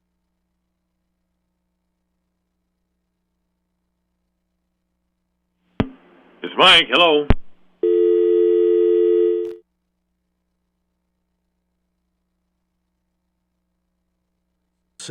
Dodgers took game 1 11-1-5 and game 2 13-3-6. Jalen Adams, the winning pitcher in game 1, her 15th win of the season. She also had 7 hits in the 2 games. Haley Wills, the win in game number 2 in the circle and had 3 RBIs in game 1. Dodgers have won 9 in a row. They're back at it tonight, taking on Class 4A's third-ranked team, ADM, on the road. Algona baseball, a 13-3 win over Iowa Falls Alden in 5 innings. Bulldogs scored 9 in the 4th and 5th innings combined to stretch their lead. Tyler Mansky, 3 hits and 3 RBIs for Algona. That's your Alpha Media News Update from the Jerry Sheeter Newsroom. I'm Rob Jones. Here's a look at how the markets closed today. July corn up 3 cents at $3.51 1/4. September up 2 1/2 at $3.48 3/4. December corn up 2 3/4 at $3.57. March up 2 1/4 at $3.66 3/4. July soybeans up 3 1/2 at $8.98 1/4. August up 4 at $8.96 1/2. September up 4 1/2 at $8.95 1/4. November beans up 4 1/4 at $9.01 1/2. July wheat closed up 8 3/4 at $5.26 1/4. Soybean meal up $3.50 a ton at $2.95.10. August live cattle up a dime at 99 1/4. October up 42 at 103.92. August feeder cattle up 47 cents at 134.52. September up a half a dollar at 136.17. July lean hogs closed up $1.80 at 45.85, and August lean hogs up $2.27 at 50.22. I am Dwayne Murley. The coronavirus pandemic has highlighted issues in the food supply chain. I'm Julie Harker with Healthy Living on Brownfield.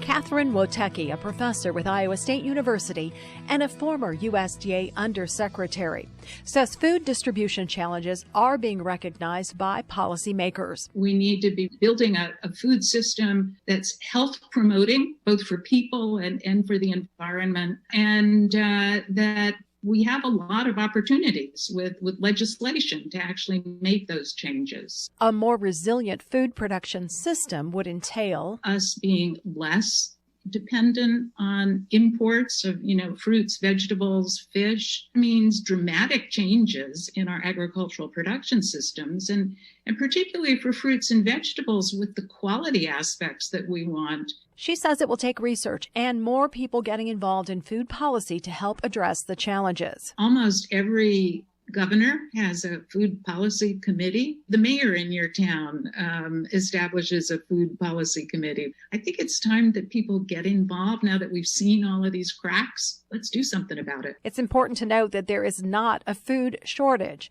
but there are logistical challenges like transportation and infrastructure that can create gaps in the food supply chain. I'm Julie Harker with Healthy Living on Brownfield.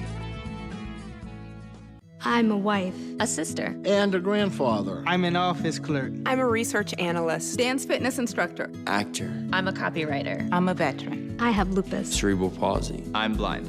And I'm working in a job I love. I love. Because I was given a chance to contribute my skills and talents. To show that my disability is only one part of who I am. Who I am. Who I am. At work, it's what people can do that matters. For more information, visit whatcanyoudocampaign.org. This message is from the National Council on Aging. Adults over age 60 are at higher risk for the COVID-19 coronavirus because they may have weaker immune systems or chronic health conditions. The Centers for Disease Control recommends older adults avoid crowds and people who are sick. Wash your hands and disinfect surfaces often. Keep a 2-week supply of food and medicine on hand. Learn more at ncoa.org. Embracing regenerative ag. Hello, I'm Megan Grebner. Talk with Fieldwork is a content partnership with Brownfield and the Fieldwork podcast. When the Nuss family from California went all in on asparagus and it backfired, they had to make some changes in order to survive. In this edition of Talk with Fieldwork, Mitchell Hora, the 7th-generation farmer and co-host of the Fieldwork podcast, talks about how they embraced regenerative agriculture and made it work for their farm. We'll find out more on Brownfield right after this. What is hope? Hope to me was just that he would get to come home. I had no idea how hard it would be once he got back. I wish she'd stop drinking so much. She thinks it's helping, but it's not. I act like I don't care if he comes to my games, but I hope he does. I hoped he'd get help. He told me to stop asking.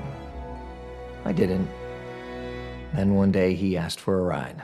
Hope is knowing there are other families just like yours, that the veterans they love got help and recovered. Go to maketheconnection.net and turn hope into action. There are everyday actions to help prevent the spread of respiratory diseases. Wash your hands. Avoid close contact with people who are sick. Avoid touching your eyes, nose, and mouth. Stay home when you are sick. Cover your cough or sneeze. Clean and disinfect frequently touched objects with household cleaning spray.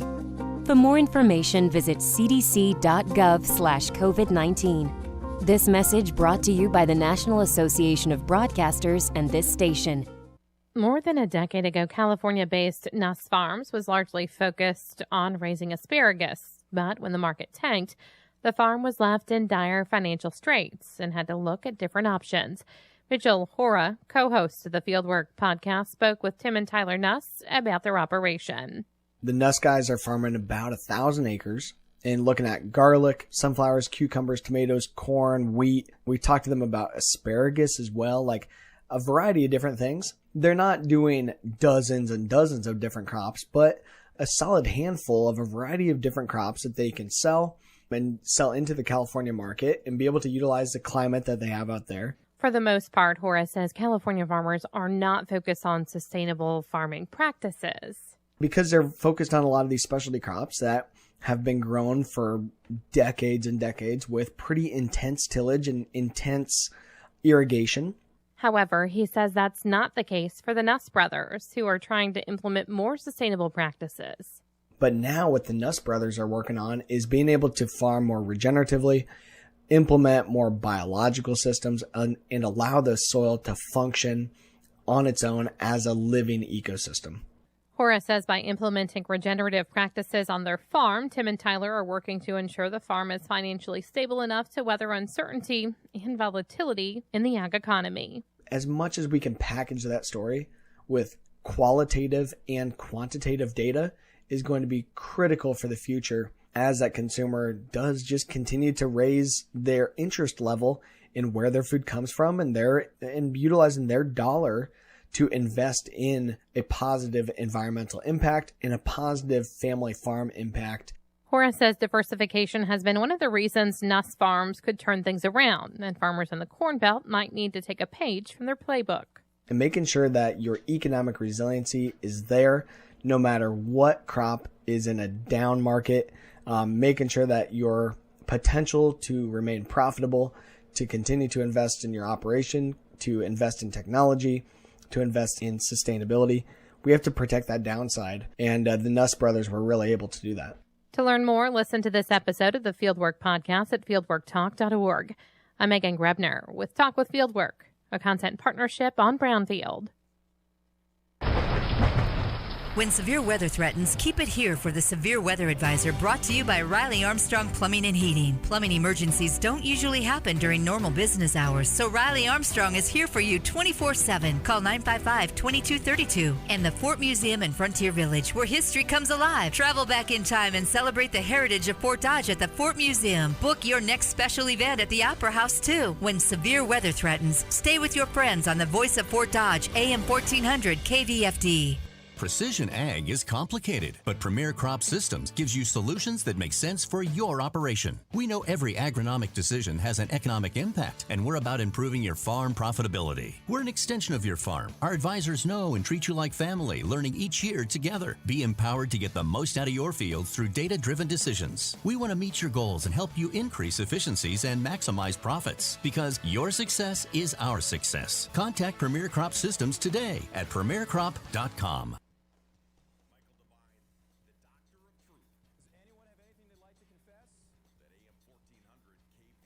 Iowa's Heisman winner. More from the Iowa Almanac in a moment. Food is something to celebrate. It inspires family traditions. It's the centerpiece of big milestones and everyday moments. But have you ever stopped to think how the food you enjoy makes it to your plate? The Iowa Food and Family Project invites you to explore how food is grown and raised around the state and meet the farmers who make it happen. 24/7, 365 days a year. Get connected to all things food and farming at iowafoodandfamily.com. On July 9, 1918, one of Iowa's most famous athletes and citizens was born in Adel, Niall Clark Kinnick, Jr. You probably know that Kinnick was a consensus All-American football player at the University of Iowa, who won the 1939 Heisman Trophy, the only Hawkeye to ever be so honored. You probably also know that he enlisted in the Naval Air Reserve and reported for induction 3 days before the Japanese attack on Pearl Harbor. And on June 2, 1943, while on a routine training flight from an aircraft carrier, his plane became disabled and he died after executing an emergency landing in the water. His body was never found. They say his acceptance speech at the Heisman Trophy presentation in New York was one of the best ever. Every football player in these United States dreams about winning that trophy and of this fine trip to New York. Every player considers that trophy the acme in recognition of this kind. And given later events, these words from that 1939 speech are especially eerie. I thank God I was warring on the gridirons of the Midwest and not on the battlefields of Europe. But the bright light that was Niall Kinnick began shining when he was born on this date in 1918. And that's Iowa Almanac for July 9th. Until tomorrow, I'm Jeff Stein. Have you ever wondered how the brain works? What makes us tick? Join me, Greg Woods, every Wednesday morning for all the latest news on the brain, on aging, and the science behind it all. It's The Mind Boggles, every Wednesday morning at 8:30 on AM 1400 KVFD. White or wheat, classic or old-fashioned, with or without sesame seeds. With so many choices, selecting the right bun for your super-duper top-secret recipe handcrafted home-grilled burger can seem overwhelming. But relax, the bakers at Village Hearth have made it easy. As long as you see the familiar Village Hearth logo on your package, your grilling cookout's bound to be a huge success. Unless, that is, your unwanted relatives show up, then there's no bun on earth that can save it. Village Hearth Buns, baking our best for you. I'm Susan Lee, and this is the Fox Business Report. Stocks are sharply lower after the U.S. Supreme Court ruling that the Manhattan District Attorney may access President Trump's financial and tax records. It turned back a similar effort from congressional committees. Both cases returned to lower courts. The number of new unemployment claims slipped to a 4-month low last week, though it is still historically high at 1.3 million. It is slightly lower than forecast. Harley-Davidson is making plans to cut about 14% of its workforce as part of a restructuring. The cuts will impact 700 jobs globally. Also, Harley's chief financial officer, John Olin, is stepping down after 10 years in the role. Kroger is selling more plant-based protein. It says sales for the products rose 75% between March and June. That's your Fox Business Report. I'm Ginny Cosola, invested in you.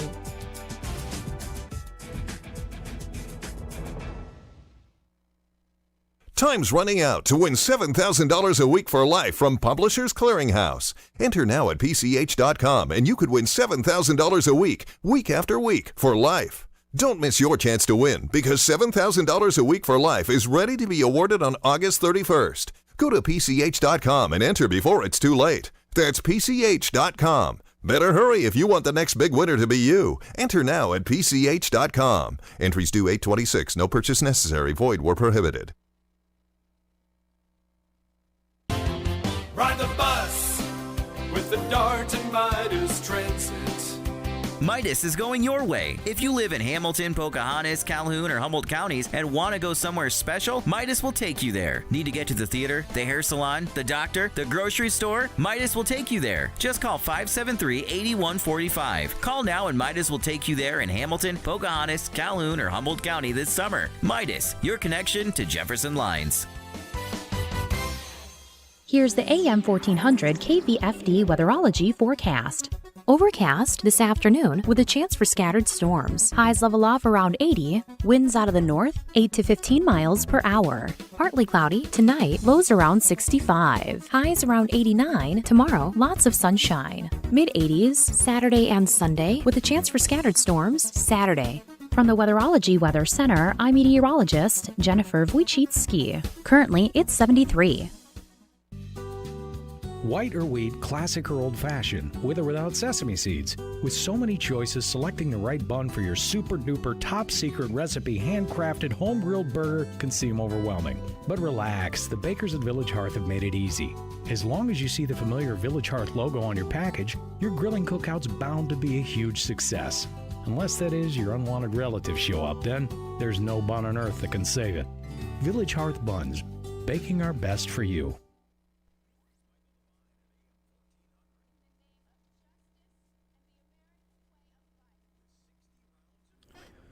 That's right, 60 rounds of freedom at 3:52. I'm Michael Devine at AM 1400, KVFD, the voice of Fort Dodge. Tomorrow, of course, we'll have Nevin Mulholland and Randy Coleman in the 4 o'clock hour talking sports. Mayor Matt Bermick will not be in today at 4. He's busy. He's had a busy summer. Well, summer's a busy time for all of us. I had a great 4th of July weekend, and hope you did too. Today is the first rainy day that we've had in quite a while, and it's probably good we got a little rain, especially the farmers. They were starting to talk about drought and those sorts of things and cracks in their fields, and none of that is good. The leaves on the corn, I've noticed from the road, have been curling up, and that means that means the corn is really thirsty. So, yeah, I'm glad that we got a little bit of rain today. I don't think we really got that much, but we got a little, which is better than nothing. We get the temperature up there that high in the 90s, as it has been in the last couple of days. All that heat and humidity goes up in the atmosphere. It's going to come back here. I'm still dazed over the news from yesterday that students at the University of Iowa have declared the University of Iowa writing program. Now, this is a writing program that Flannery O'Connor was part of. This is a writing program that Kurt Vonnegut was part of. This was a writing program that Roy Carver was part of, Flannery O'Connor. Some of the greatest authors in our country's history, especially in the 20th century. these writers have been part of the University of Iowa Writers Program. Not to mention Larry Baker down in Iowa City, who I've had on the air with me a couple of times. He's a big Flannery O'Connor fan, as I am, and he has a couple of books out in the Flannery O'Connor style. I'm shocked because some of these students have declared the program racist. Apparently, Genius is racist. Genius is racist. If it's white genius, it's racist. Now, what I'm getting to is something fairly obvious here. First of all, let me tell you about the University of Iowa Writers Program response. They groveled. Of course they groveled. There was a 10-point program that the University of Iowa students proposed that the leadership at the Writers Program of UNI immediately talked about implementing. And one of the things they wanted was more minority instructors. Now, that's not too big a leap. But some of the other points look like they were trying to erase the very genius that I've been discussing, that there's just too much reference. There's too many uncomfortable passengers in the writings of some of the Southern writers like Flannery O'Connor. Now, Flannery O'Connor almost never talked about race. She was a Catholic in a heavily Protestant area, and that was odd enough. And she usually used her stories as a backdrop for God's displeasure with the characters. There's A Good Man is Hard to Find was one of my favorites. Good Man is hard to find. But there are so many great stories from Flannery O'Connor. Is Flannery O'Connor going to be deemed a racist and removed from the University of Iowa Library? I mean, she was in an artist colony in Iowa City for a while, and in the upper New York State, that nourished her, and she performs as she's one of our greatest writers because she uses traditional, and I would say by our standards, racist language and some references to black people, and she hardly ever made a reference to black people ever. Again, she was not concerned with life on earth other than life on earth was full of sin. You kind of have to be a Catholic to appreciate the whole sin thing. But that's what she was concerned about. Is she now, and is Raymond Carver and others, Vonnegut, are they racist?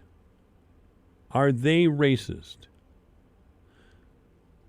The real underlying story I'm trying to get to is the cowardice of the University of Iowa.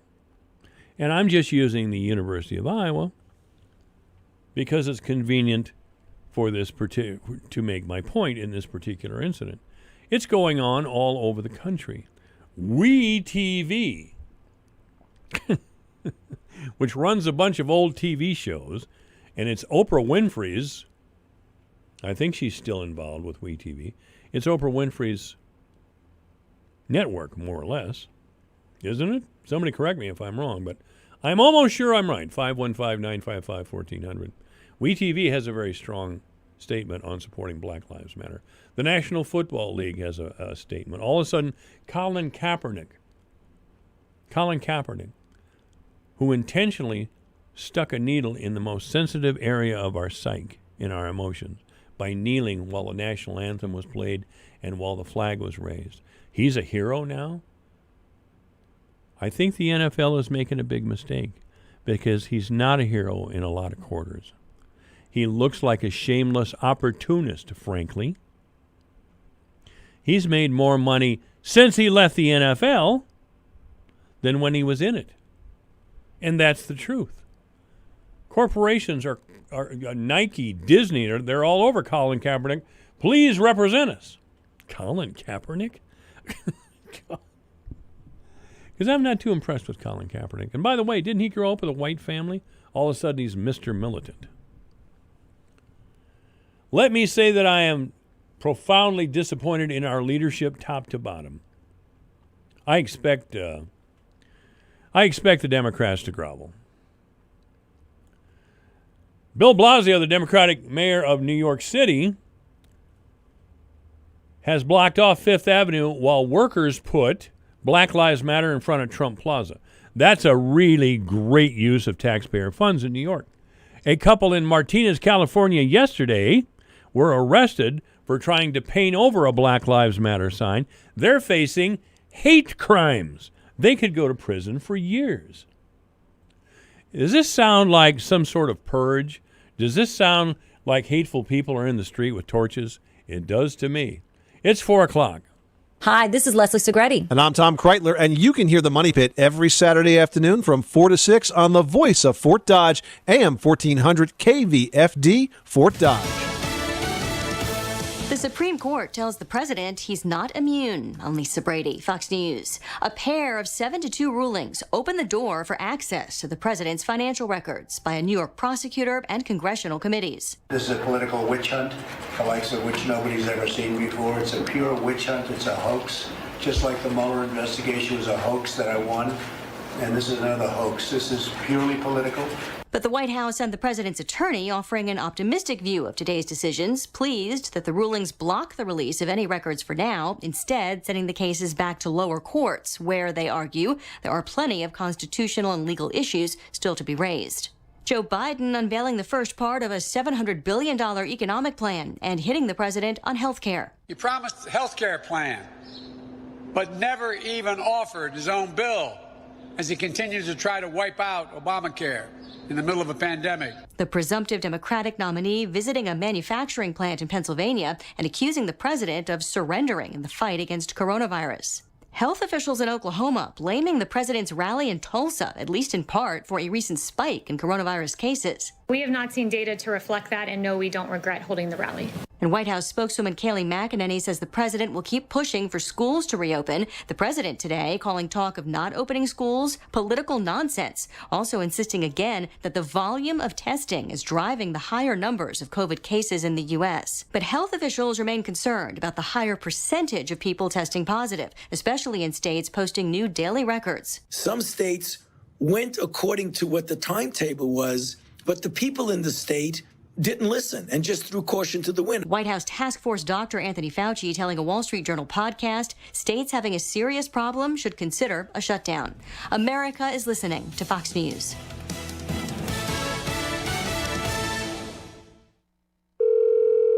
Hello? Hi, I'm calling on behalf of the Mice Nest. Mice Nest? Yes, Mice Nest. It's a nest of mice. They finished chewing through your RV wiring, so the fire should start soon.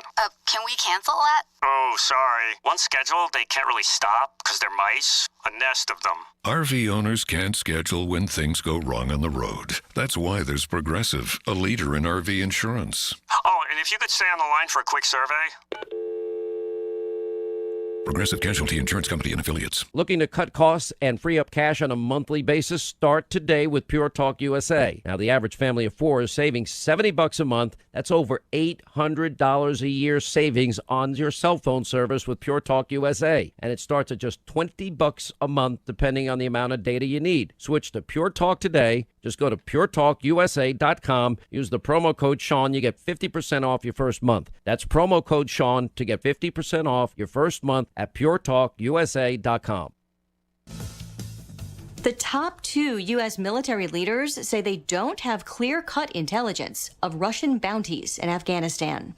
General Mark Milley, the chairman of the Joint Chiefs, and Defense Secretary Mark Esper say they have not seen corroborated intelligence that Russia offered bounties to the Taliban for the deaths of U.S. service members. Congressman, to the best of my recollection, I have not received a briefing that included the word bounty.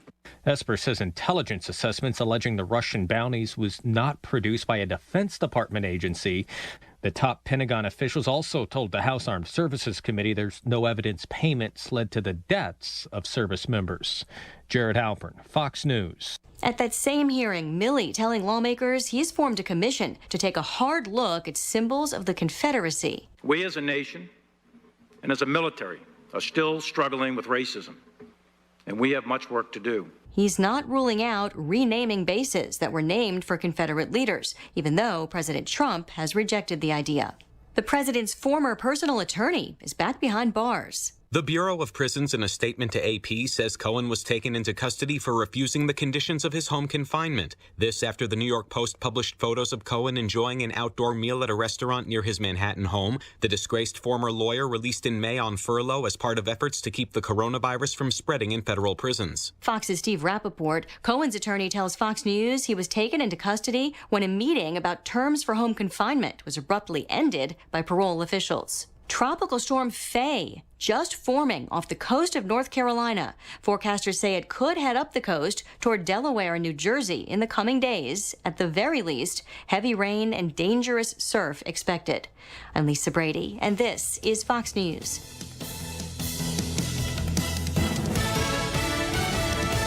Your news, your town, your station. KVFD News when it breaks. From the Jerry Sheeter Newsroom, I'm Rob Jones. A motorcycle accident Wednesday night near Lehigh resulted in the death of a Webster County man. The victim in the crash has now been identified as 55-year-old Damon Peterson of Burnside. He was pronounced dead at the scene of the accident, which happened on 290th Street. Police say the accident happened after Peterson lost control of his motorcycle in a curve. Investigators say the motorcycle was the only vehicle involved in the accident and that Peterson was riding alone at the time of the accident. We here at Alpha Media Fort Dodge extend our deepest condolences to the friends and family of Damon Peterson. The company that runs the Dakota Access Oil Pipeline is appealing a federal judge's order to shut the pipeline down. Radio Iowa's O.K. Henderson has more. On Monday, the judge gave Energy Transfer Partners 30 days to shut down the pipeline that carries North Dakota oil. The pipeline runs 350 miles through Iowa on its way to Illinois. The company says the pipeline cannot be shut down and drained by August 5th, that the process will take 90 days. The company argues a shutdown will have serious consequences on a large number of innocent actors. It's seeking a delay in the shutdown order until the appeal is decided. Radio Iowa, I'm O.K. Henderson. This weekend promises to be a jam-packed one here in the Fort Dodge area, not only for musical events, but events with opportunities to give back to charitable causes. On Saturday night, the band Brutal Republic and River Hops Brewing will host the Reforge Initiative fundraiser at River Hops Brewing from 6 to 10 p.m.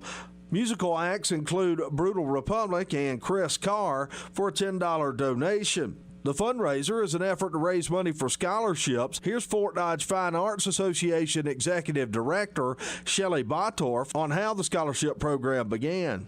They have created 4 scholarships that they give to graduating seniors in the area from either senior high or St. Edmund. These 4 scholarships are in memoriam of 4 people from Fort Dodge who were either artists or musicians themselves or art enthusiasts and supporters. Bottorff went on to talk about another musical charitable event that is taking place on Sunday from 5 to 10 p.m. at the Fort Dodge Opera House, the Tracy Ernst Benefit Concert.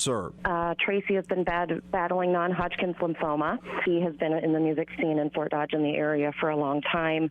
The Fort Dodge Opera House has donated their space for this event. For more information, go to either the Fort Dodge Opera House or the Fort Dodge Fine Arts Association Facebook pages.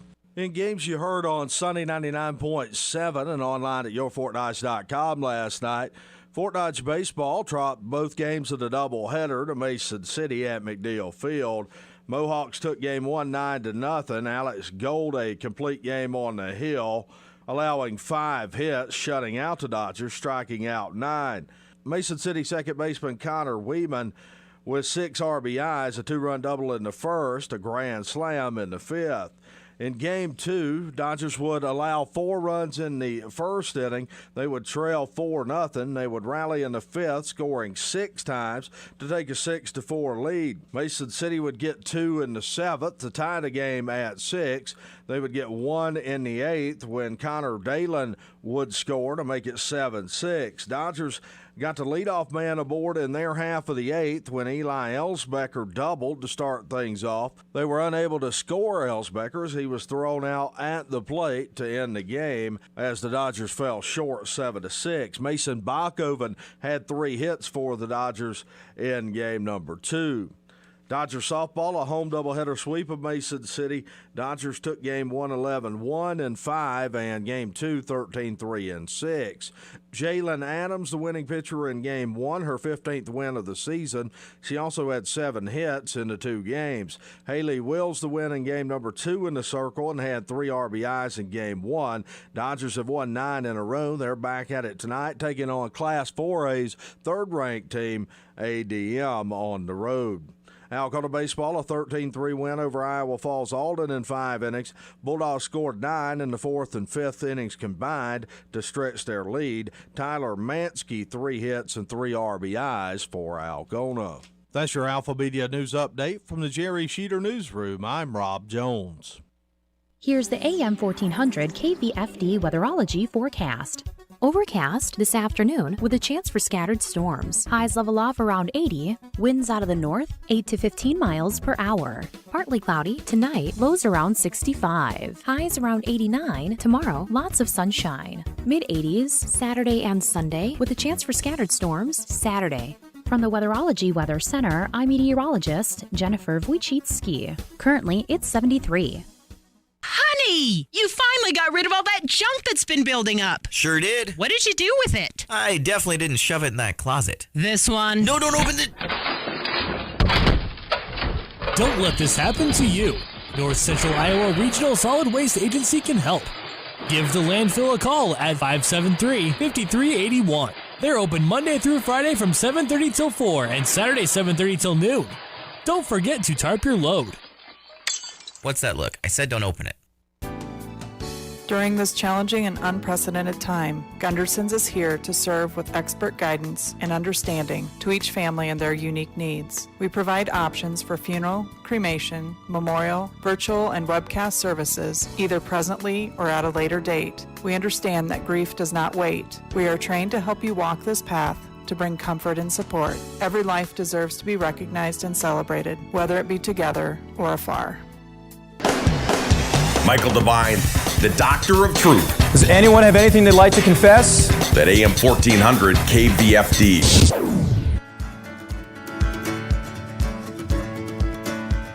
On this edition of the Iowa Business Report. These are folks that are pretty hard-boiled business people. Women and men who make tough decisions, and so if they didn't feel this way, they wouldn't say it. Iowa is still adjusting and reopening, but business leaders say they're optimistic. We'll have details. An Opportunities Awareness Program for college-level individuals is going virtual next month, and you'll learn about a business that is the fastest in the country. This is the Iowa Business Report for the first weekend of July 2020. The Iowa Business Report is presented with support from the Iowa Association of Business and Industry. The Iowa Association of Business and Industry has been the voice of Iowa business since 1903. Learn more online at iowaabi.org. Here is Jeff Stein. The Iowa Association of Business and Industry annually hosts its Taking Care of Business conference in early June. It's a wonderful engagement and networking opportunity for the more than 600 who attend. But like so many events in the COVID-19 era, the 2020 ABI conference was canceled. I connected recently via Zoom with the president of Iowa ABI, Mike Ralston, to talk about how the group connected with its members without an in-person conference, and to find out the mood of ABI members as the third quarter begins. Well, Jeff, you're right. We had to cancel our 117th annual meeting, and that wasn't done lightly. But it was the right decision to make. But we did still want to make sure we touched members in some way, not only to make sure they had the information they needed to take care of their employees and their business, but also to hear from them about what business is like and what they expect to happen. And so we held a series of Zoom meetings. Everybody's familiar with Zoom or WebEx or you name the platform anymore. with members. We didn't know whether members would sign up for these meetings. We ended up having hundreds of participants. Generally, I would say in the Southeast, Southwest, Northeast, Northwest, and Central Iowa regions. And the meetings were it was terrific to see folks. What sort of things were you able to convey that the organization was doing, whether in the normal course of affairs, things you might have reported on had there been a conference, and some initiatives that ABI has had to undertake in light of the global pandemic and the economic shutdown? Well, we kind of addressed several things. And the first, we talked about what ABI's focus had been since the pandemic hit. And for Iowa, that's sort of mid-March, as you know. And our focus had really been on two things, as our members wanted help to take care of their employees. So first, we helped them keep their employees safe. We connected members with personal protective equipment, dealt with other things, provided policy information on the kinds of things that would help them take care of their employees. And then second, for those employers who were forced into having layoffs and that sort of thing, we wanted to make sure they knew about unemployment insurance in Iowa, how their employees could take advantage of that, because those dollars are paid by employers. And they wanted to make sure their employees were taken care of. So that was our first thing. And then we kind of pivoted to making sure we were taking care of members when it came to supply chain issues. Perhaps somebody had a vendor in a state that was under lockdown or was doing business with a foreign country and couldn't get their products. And so they need those products to get their products fully complete. And so we helped a couple members deal with those sorts of issues. We helped members deal with financing issues and the Paycheck Protection Program, all those things. So that was kind of the first part of our meeting, was making sure that members had the information and assistance they needed there. What did you hear back from the members? Were there various themes or things that were surprising to you as they gave you feedback about how 2020 had been for them? There was something surprising. That is, I was surprised by the optimism that members expressed. And again, not all of them, but primarily these were manufacturers. And almost all of them had seen a decline in business, as you would expect. Some were doing well, had no loss. In fact, had gains year to year. But many had losses of, say, 10 to 15%. We had one that was more like 43%. So that's pretty drastic. But even those who had suffered pretty major declines shared information that led them to believe that the coming quarters would be pretty positive and that they expected an uptick. And that's the big thing. You want to make sure that there's something in the pipeline to make things better. So they were verbalizing this earlier in June, just before you sent out the quarterly business survey. And the results of that were, I think, a bit surprising in terms of that optimistic note, correct? You're 100% correct. I was very surprised. I was hopeful, but I was surprised by the strength that was exhibited in these numbers. We had something like 43% of the respondents expected sales to increase in the next quarter. A majority of the rest expected the quarter to be even. So that's pretty positive. But the single biggest surprise to me was the number of folks that were planning significant major capital improvement projects this year. And that was something like 60%. And I thought, wow, that's a real, number one, testament to optimism. And two, it's a real investment in their business and thus an investment in Iowa. And if that doesn't mean good things are ahead, I don't know what does. It was a big surprise and well-received surprise. And I'm looking at the numbers now, and as you mentioned, by the time you add the respondents who say sales will expand or stay the same, certainly not a decrease, expand or stay the same, that's more than 3/4 of the respondents. When you look at the number of employees, these business owners said nearly 2/3 are going to have them stay the same. Some say it will grow. So again, we're beyond 3/4. And then with the capital expenditures, these are folks who are here for the long haul, and this is far more than a speed bump, what happened in 2020, but they're not just sitting there crying over lost revenue. They are aggressively taking steps, are they not, to position themselves and their employees going forward?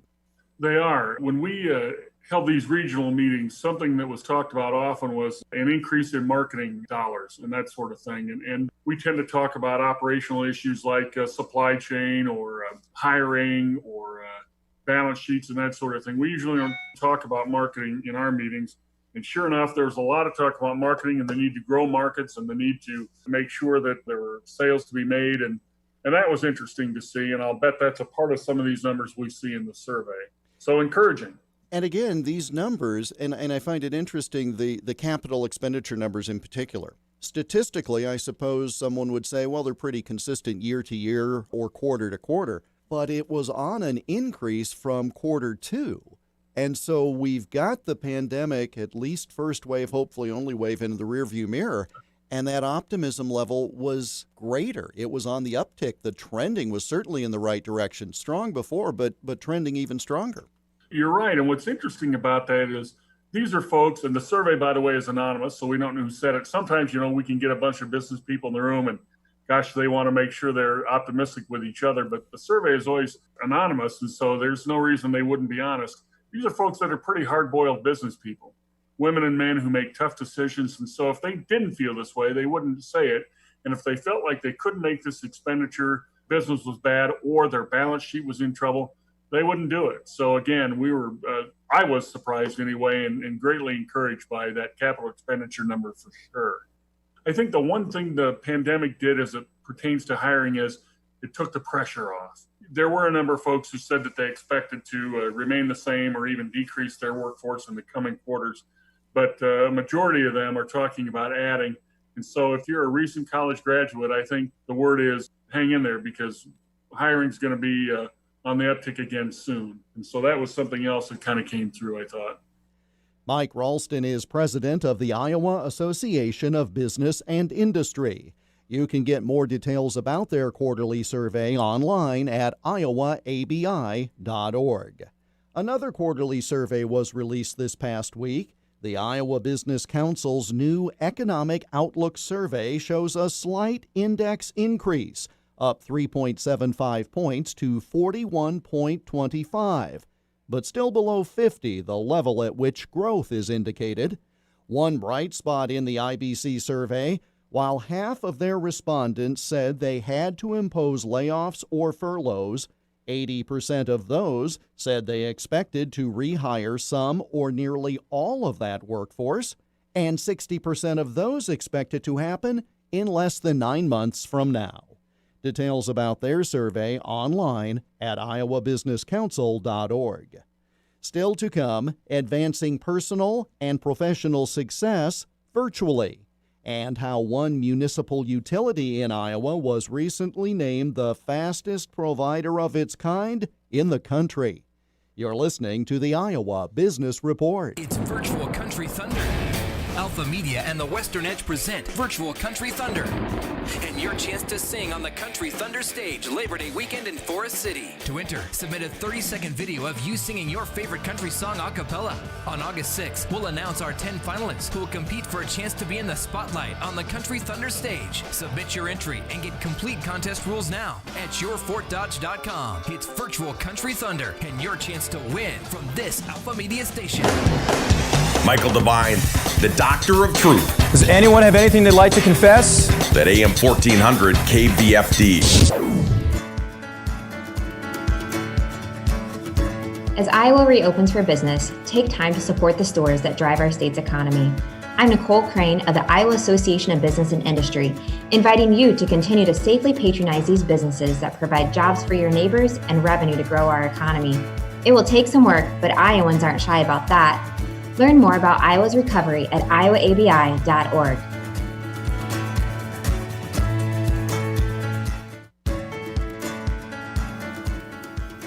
The Iowa Business Report is a copyrighted production of Totally Iowa Media, which is solely responsible for its content. For more, click on the radio programs button at totallyiowa.com. We've told you before on this program about Leadership Iowa University, the Iowa Association of Business and Industry Foundation's Opportunities Awareness Program.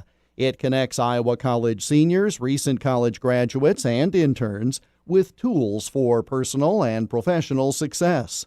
The program will be held from August 10th through the 13th, but it was announced this past week that LIU this year will be done virtually. The agenda includes 4 half-day sessions, discussions and workshops on topics ranging from applying personal strengths to visualizing success as young professionals in Iowa and preparing for today's workplace generally. Leadership Iowa University was created a dozen years ago in response to the financial crisis at the time to provide support for young professionals at the time between college and career. Applications for this year's program are now being accepted. The deadline is July 24th or until the program is filled. And in order to provide a meaningful experience, LIU is limited to 20 to 30 participants. Now, those who apply will be notified of their status and accepted on a rolling admission basis. The cost is $75, and you can apply online at leadershipiowauniversity.com. Not only can individuals apply on their own behalf, companies can apply in support of employees and interns. For more information, go to the website leadershipiowauniversity.com or send questions by email to foundation@iowaabi.org. Coming up, a first in Iowa. You're listening to the Iowa Business Report. Liberty Mutual Insurance Company presents and Doug. Check it out, Limu. Got a brand new motorcycle jacket and matching leather pants. Now let's go for a ride and tell everyone that Liberty Mutual customizes their motorcycle insurance. So you only pay for what you need. Oh my gosh, this leather does not breathe well. You can't suffocate in leather, can you? Liberty, liberty, liberty, liberty. Get a customized quote at libertymutual.com. Michael Devine. You're very clever, my charming little friend. With more stimulating talk radio. But not clever enough. The Iowa Business Report is presented with support from the Iowa Association of Business and Industry, helping develop the next generation of business leaders through Leadership Iowa and Leadership Iowa University. To learn more, go to iowaabi.org. In this week's Business Profile, we'll introduce you to Cedar Falls Utilities, and umbrella for a collection of municipally owned companies. I talked this past week via Zoom with Steve Bernard, Cedar Falls Utilities General Manager, about another major upgrade to their broadband internet service. Cedar Falls Utilities is organized as a municipal utility within the state of Iowa. So our primary charter is to serve the residents of Cedar Falls. We're formed by the community. We're governed here locally by the community through a 5-member board who are all residents and citizens of Cedar Falls. So our governance structure, of course, is much different than a private company. That allows us some nice benefits from a flexibility standpoint, the ability to make decisions here locally. And our shareholders are really our customers. So we're not driven by quarterly results. We're able to take a long-term view of the business, which has been helpful for us. The key factor here is it allows us to serve the community and make decisions based on what we think is best for our citizens. And you mentioned the flexibility. In some respects, you would think a business, a traditional business, might be nimble enough and they can go do things. But anymore, it is much more complicated. It is easier for you to be able to report to your board, have these folks very focused on what it is that you're doing, and have that one-on-one relationship with your customer base to know what they want. So again, the old school thought of businesses being nimble and anything that has any relationship to government being more complicated, that's really on its head these days, isn't it? I think it is for us. And we've been careful over the years to not consider ourselves a monopolistic type organization, which historically maybe some utilities feel that way. You know, we operate electric, natural gas, and water systems as well. And those are monopolistic by nature in terms of we're the only service provider available in Cedar Falls for those services. The communications utility is much different in that we compete with other providers for broadband services such as high-speed internet or point-to-point data services, as well as cable TV and telephone business. So those are very, very competitive businesses. And we've been careful over the years to make sure that we treat them as such, meaning we try to serve our customers properly. And it's not take it or leave it. We work with our customers very closely. And the fact that we are local has really served us well. If there's an issue here in Cedar Falls, it's local people that are dealing with it, all the way to myself or our board members, depending on the issue, get very much involved with our customers. We got into this business in the mid-90s. Part of that was at the time, the incumbent providers both cable TV at the time and telephone were not really interested in upgrading their system here locally and providing high-speed type services. So there were some visionary folks in the community at that time that decided, maybe we should just do this ourselves as a community.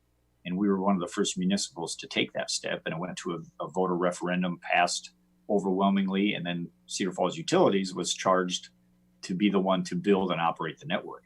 And it has been a competitive process all along and still is today. And I think that's good for the community. I think that's good for us. I think it's good for our competitor, that there is that competition. It makes us all be a little better at what we do. And we think that having a balance of municipal entities providing these kind of services as well as private entities provides a nice competitive balance. And I think it's worked out well for our community and others throughout the state. You have the fiber through town. According to PC Magazine, you're the fastest ISP internet service provider in the country.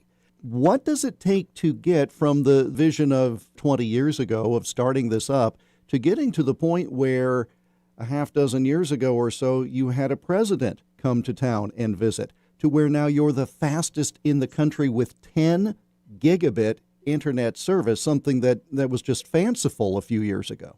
Yeah, for starters, I got to tell you, it's a lot of fun to work for an organization and in a community that's recognized nationally and to some degree internationally for the type of service we have here that is really can match up with the fastest in the world. So with us, it started again back in the mid-90s. Our first broadband internet service was 4 megabits per second. At that time, that was lightning fast, and it was on all the time. If you remember those days, we were used to dial-up modems, and you got maybe 250K speed if you were lucky. So 4 megabits or 4,000K was really, really fast. And, fast forward over the years, we built up a really, really loyal and large customer base to where we had 90% of the customers in town connected with our service. That provided us the financial revenue and the wherewithal to, in 2010, take that step to upgrade to the next level of service, which was putting fiber in throughout town. Prior to that, it was a hybrid system of fiber and some coaxial cable. In 2010 through about 2013, we rebuilt the whole system with fiber everywhere in town. And that has almost limitless capacity. And at that time in 2013, we introduced 1 gig service. We were the first community in Iowa throughout the community to have 1 gigabit service available. And here we are now a few years later announcing 10 gigabit using the same fiber that we put in the ground, starting 10 years ago, and upgrading the equipment on the ends to allow faster and faster speeds. And this probably won't be the end of it, right? In a few more years, I hope we're doing another interview talking about whatever the next iteration is of speeds, because our idea is to try to stay ahead of our customers, get out of their way, provide no bottlenecks for them, and let them create, let them figure out what they can do with this high-speed capacity. Broadband speeds are sort of the story of haves and have-nots. Because, for example, I live in a rural area. The definition of what broadband is actually not that much faster than the fastest dial-up used to be. And so you can say you have broadband in an area, but it's still pretty clunky. But if I were inside your trade zone, if I were inside the city of Cedar Falls, I would have this amazing speed. From a societal standpoint, how does one bridge that gap?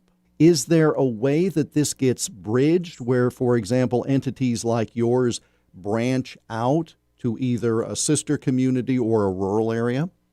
It's difficult when you get into rural areas because of population density, quite frankly, because it is a capital-intensive business still to build the fiber, to physically build the assets into rural areas where the customer density isn't that great. And in fact, in the rural area around Cedar Falls, we've built fiber out to some areas where there's dense neighborhoods, but we also serve a wireless system for much of our other rural customers. And while it's a much better service than they had prior to that, they were relying earlier on satellite internet services, which are typically not very reliable. This is a much better solution for them through our wireless, but it's nowhere near the capacity, the speeds, and the reliability that our fiber system is. So it's a challenge to think about rural areas to get to this level. Now, there are a number of rural cooperatives and so forth that also have the capability and have put in some fiber in communities around Iowa. I think that's a positive step, but I suspect even those to build into really rural areas where there's low density is a struggle and is a challenge.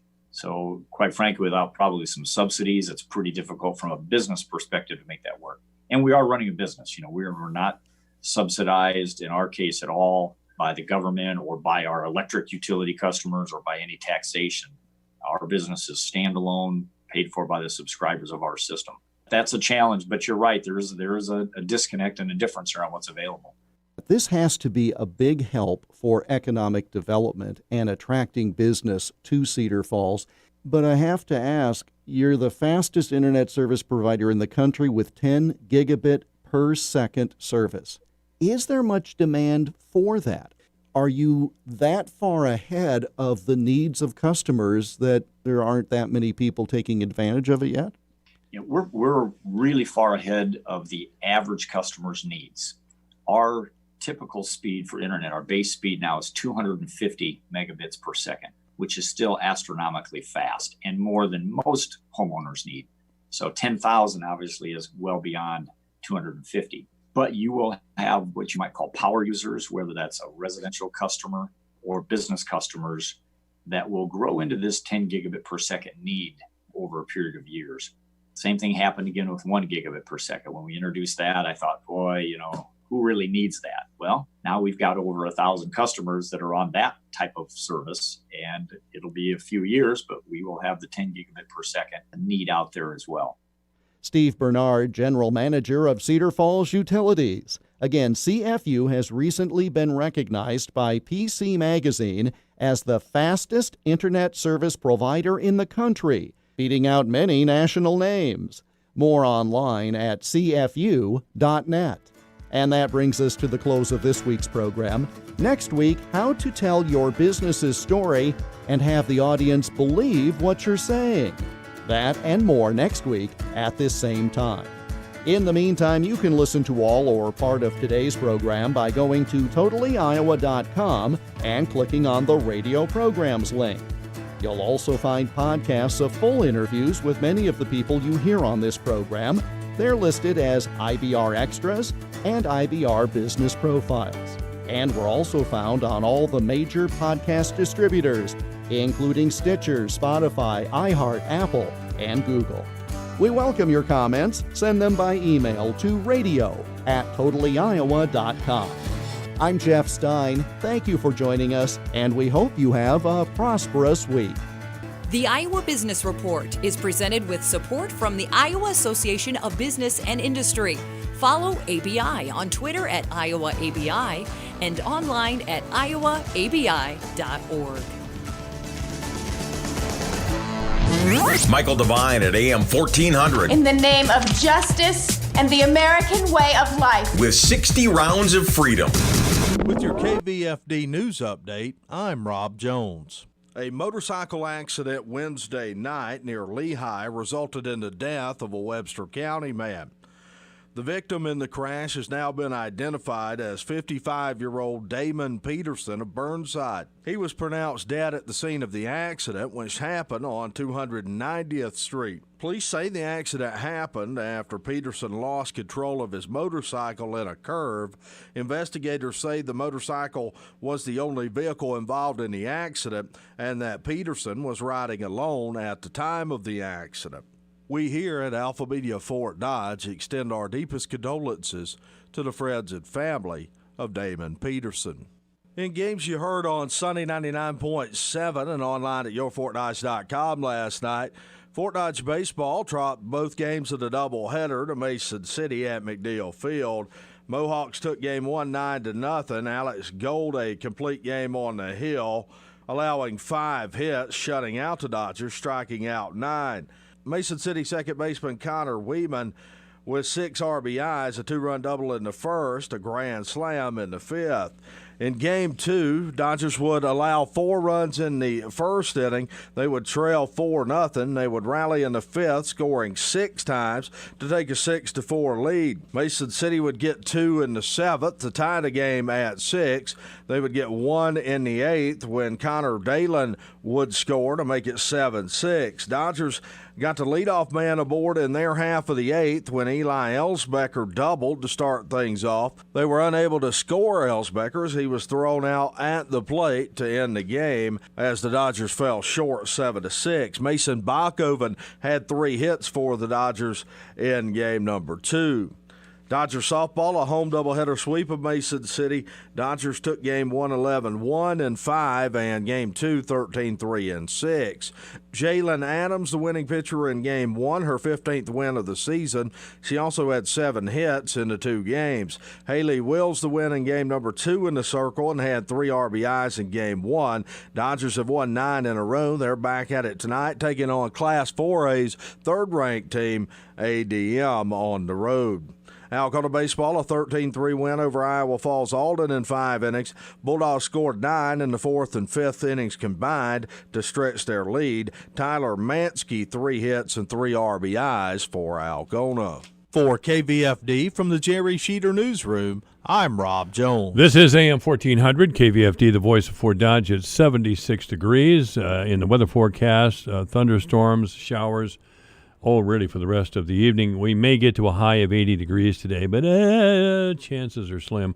Overnight, mostly cloudy during the early evening, then becoming clear with a low of 63. Tomorrow, sunny with a high of 90. On Saturday, some rain, partly sunny with a high of 84. Sunday, sunny with a high of 85. Monday, sunny with a high of 87. On Tuesday, a chance of showers and thunderstorms, sunny with a high of 90. Wednesday, a chance of showers and thunderstorms, partly sunny with a high of 85. Right now in town, it's 76 degrees at AM 1400 KVFD. Obituaries this hour brought to you by the historic Bruce Funeral Home at 923 First Avenue South in Fort Dodge. You may contact the historic Bruce Funeral Home by calling 515-576-5117 or online at www.brucesfuneralhome.com. Tricia A. Larson has passed away. Tricia A. Larson has died at the, really young age of 55. Tricia died on Tuesday at her home. There will be a memorial service at a later date. Tricia A. Larson, 55 of Fort Dodge, has died. Obituaries this hour brought to you by the historic Bruce Funeral Home at 923 First Avenue South, Fort Dodge. You may contact the historic Bruce Funeral Home by calling 515-576-5117 or online at www.brucesfuneralhome.com. It's 441 at AM 1400, KVFD, the voice of Fort Dodge. 76 degrees with a look at the closing market report. Here's Dwayne Murley. Here's a look at how the markets closed today. July corn up 3 cents at $3.51 1/4. September up 2 1/2 at $3.48 3/4. December corn up 2 3/4 at $3.57. March up 2 1/4 at $3.66 3/4. July soybeans up 3 1/2 at $8.98 1/4. August up 4 at $8.96 1/2. September up 4 1/2 at $8.95 1/4. November beans up 4 1/4 at $9.01 1/2. July wheat closed up 8 3/4 at $5.26 1/4. Soybean meal up $3.50 a ton at $2.95.10. August live cattle up a dime at 99 1/4. October up 42 at 103.92. August feeder cattle up 47 cents at 134.52. September up a half a dollar at 136.17. July lean hogs closed up $1.80 at 45.85, and August lean hogs up $2.27 at 50.22. I am Dwayne Murley. I'm Liz Clayman, and this is the Fox Business Report. Stocks finishing mixed, the Dow falling after the Supreme Court ruled that the Manhattan District Attorney's Office may access President Trump's financial and tax records, and also as a surge in coronavirus cases outweighed optimism over a declining trend in layoffs. The number of Americans filing for jobless benefits dropping to a near 4-month low last week, with around 1.3 million people filing for unemployment. The Dow falling 361 points, the Nasdaq up 55 for yet another record closing high, S&P 500 down 18. And more mortgage rates slipping to their lowest level since Freddie Mac started keeping records back in 1971. The average for a 30-year fixed-rate mortgage is 3.03%. And Starbucks will soon require customers and staffers to wear face masks at its U.S. cafe locations starting on July 15th. That's your Fox Business Report. I'm Hillary Barsky, invested in you. Time's running out to win $7,000 a week for life from Publishers Clearinghouse. Enter now at PCH.com and you could win $7,000 a week after week, for life. Don't miss your chance to win, because $7,000 a week for life is ready to be awarded on August 31st. Go to PCH.com and enter before it's too late. That's PCH.com. Better hurry if you want the next big winner to be you. Enter now at PCH.com. Entries due 8/26. No purchase necessary. Void where prohibited. No matter how you top it, you can't top Pizza Hut's best delivery deal. Large 3-topping pizzas for just $9.99. No one out-pizzas the Hut. Extra charge for some crusts. Deal availability in delivery areas. Charges and minimums apply. Delivery charge not a tip. If every day feels like the last, put some flavor in it. Meet Church's new $5 Campfire Smokehouse Chicken. Crackling campfire flavor that's bold to the bone, plus mashed potatoes and a biscuit. Church's, bringing that down-home flavor. Offer valid at participating locations. Michael Devine, the Doctor of Truth. Does anyone have anything they'd like to confess? At AM 1400 KVFD. The Doctor of Truth here at AM 1400 KVFD, the voice of Fort Dodge. This portion of the program brought to you by the Webster County pork producer. So, of course, we're talking beef. With me is Dr. Dan Loy of Iowa State University. How are you, Doctor? I'm doing very well. Well, I'm glad to hear it. As you just heard, I'm the Doctor of Truth. So what is your PhD in? Animal nutrition. Animal nutrition. Are you from Iowa or the Midwest, or how did you get into that field? Yeah, so I'm originally from Western Illinois. Okay. I'm not too far from, it's in Illinois, but I can almost see Iowa from there. Oh, you went to school at Western Illinois, didn't you? I did. I went to Western Illinois and then went to Penn State for a PhD later on. But yeah, I grew up on a general livestock farm there in Western Illinois and got interested in livestock and cattle specifically, and I've followed that all the way through my career. Is Western Illinois in DeKalb? It is in Macomb. Macomb. I keep making that mistake. Yeah, we have... DeKalb is northern Illinois. Yeah, we have one of our prominent residents who was a basketball coach at Western Illinois for some years in the 1970s, probably when you were a student there. Could very well be. Yeah, it's just... it's a small world when you let it, when you think of it. What can you tell us? And I'm interested in this, but I'll never have the level of knowledge that you do, of course. But what are some key things we should know about beef nutrition? Well, one thing you should know is that the diets of beef cattle, especially cattle in the feedlot, with the nutritionists that are working with these producers on a day-to-day basis, whether it's a consulting nutritionist or a consultant working through a feed company, are balanced, very precise. The nutritionists will meet their protein requirements, all their mineral requirements. In many ways, their diet is formulated in a much more precise way than yours and mine is. Okay. All right. Dr. Dan Loy is our guest, and you do a lot with feedlot management, don't you? So you must talk to a lot of farmers all the time. I do, quite a few all the time, and of course we have field staff with the Iowa Beef Center, regional beef specialists. We have 6 of those around the state that we do have a lot of daily contact with, and they talk to a lot of farmers as well. Are there a lot of beef producers in the state of Iowa? Yes, there are. We have more cattle feeders that over 500 head capacity. Which, we usually figure in feedlots that it's about, in terms of labor, and it takes about 1 FTE per 1,000 head. So a 500 head feedlot's about a half-time job. So a farm feedlot that, might be 1,000 acres and 1,000 head would be, a typical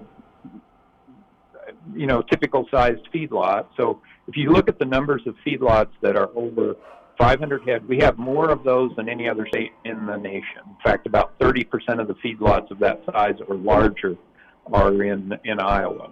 Now, there's feedlots in other states, Texas and Kansas, for example, that feed a lot more cattle, but they do it in much larger feedlots, and there's a lot fewer of them. Okay. In terms of cow-calves, there's lots of people have cow herds. One in 3 or 4 farms has a cow herd. So there's about 20,000 cow-calf producers in the state. Oh, that's that many. Where are they? They're not concentrated in our part of the state, and we're only 60 miles from you there in Ames. We do a lot of pork here. There's right. Iowa Select is up in our neighborhood. Prestige Farms is up here, and we're glad we have that industry. Where is most of the beef production? What section of the state are they in? Well, that depends on the sector. The cow-calf sector is wherever there's grass, there's cows. So it tends to be in southern Iowa. It tends to be along the rivers. So the area around Fort Dodge is the one area where, it's row crop production central. So there's fewer cows in that area. Other than where there's some creek pastures and that type of thing. The feedlots tend to be concentrated in northwest Iowa. So you don't have to go very far north and west of Fort Dodge to get into the concentration of the feedlot area. I have Sioux noticed. County, for example, is one of the top 5 feedlot counties in the United States. Kossuth County is? I'm sorry, Sioux. Sioux County. Okay. Yes. Okay. All right. I have noticed, and I haven't had any reason to go through western Iowa for a while, but when I've noticed there's a lot more cattle over there. Is there any money in that cattle business? That's what the farmers usually ask.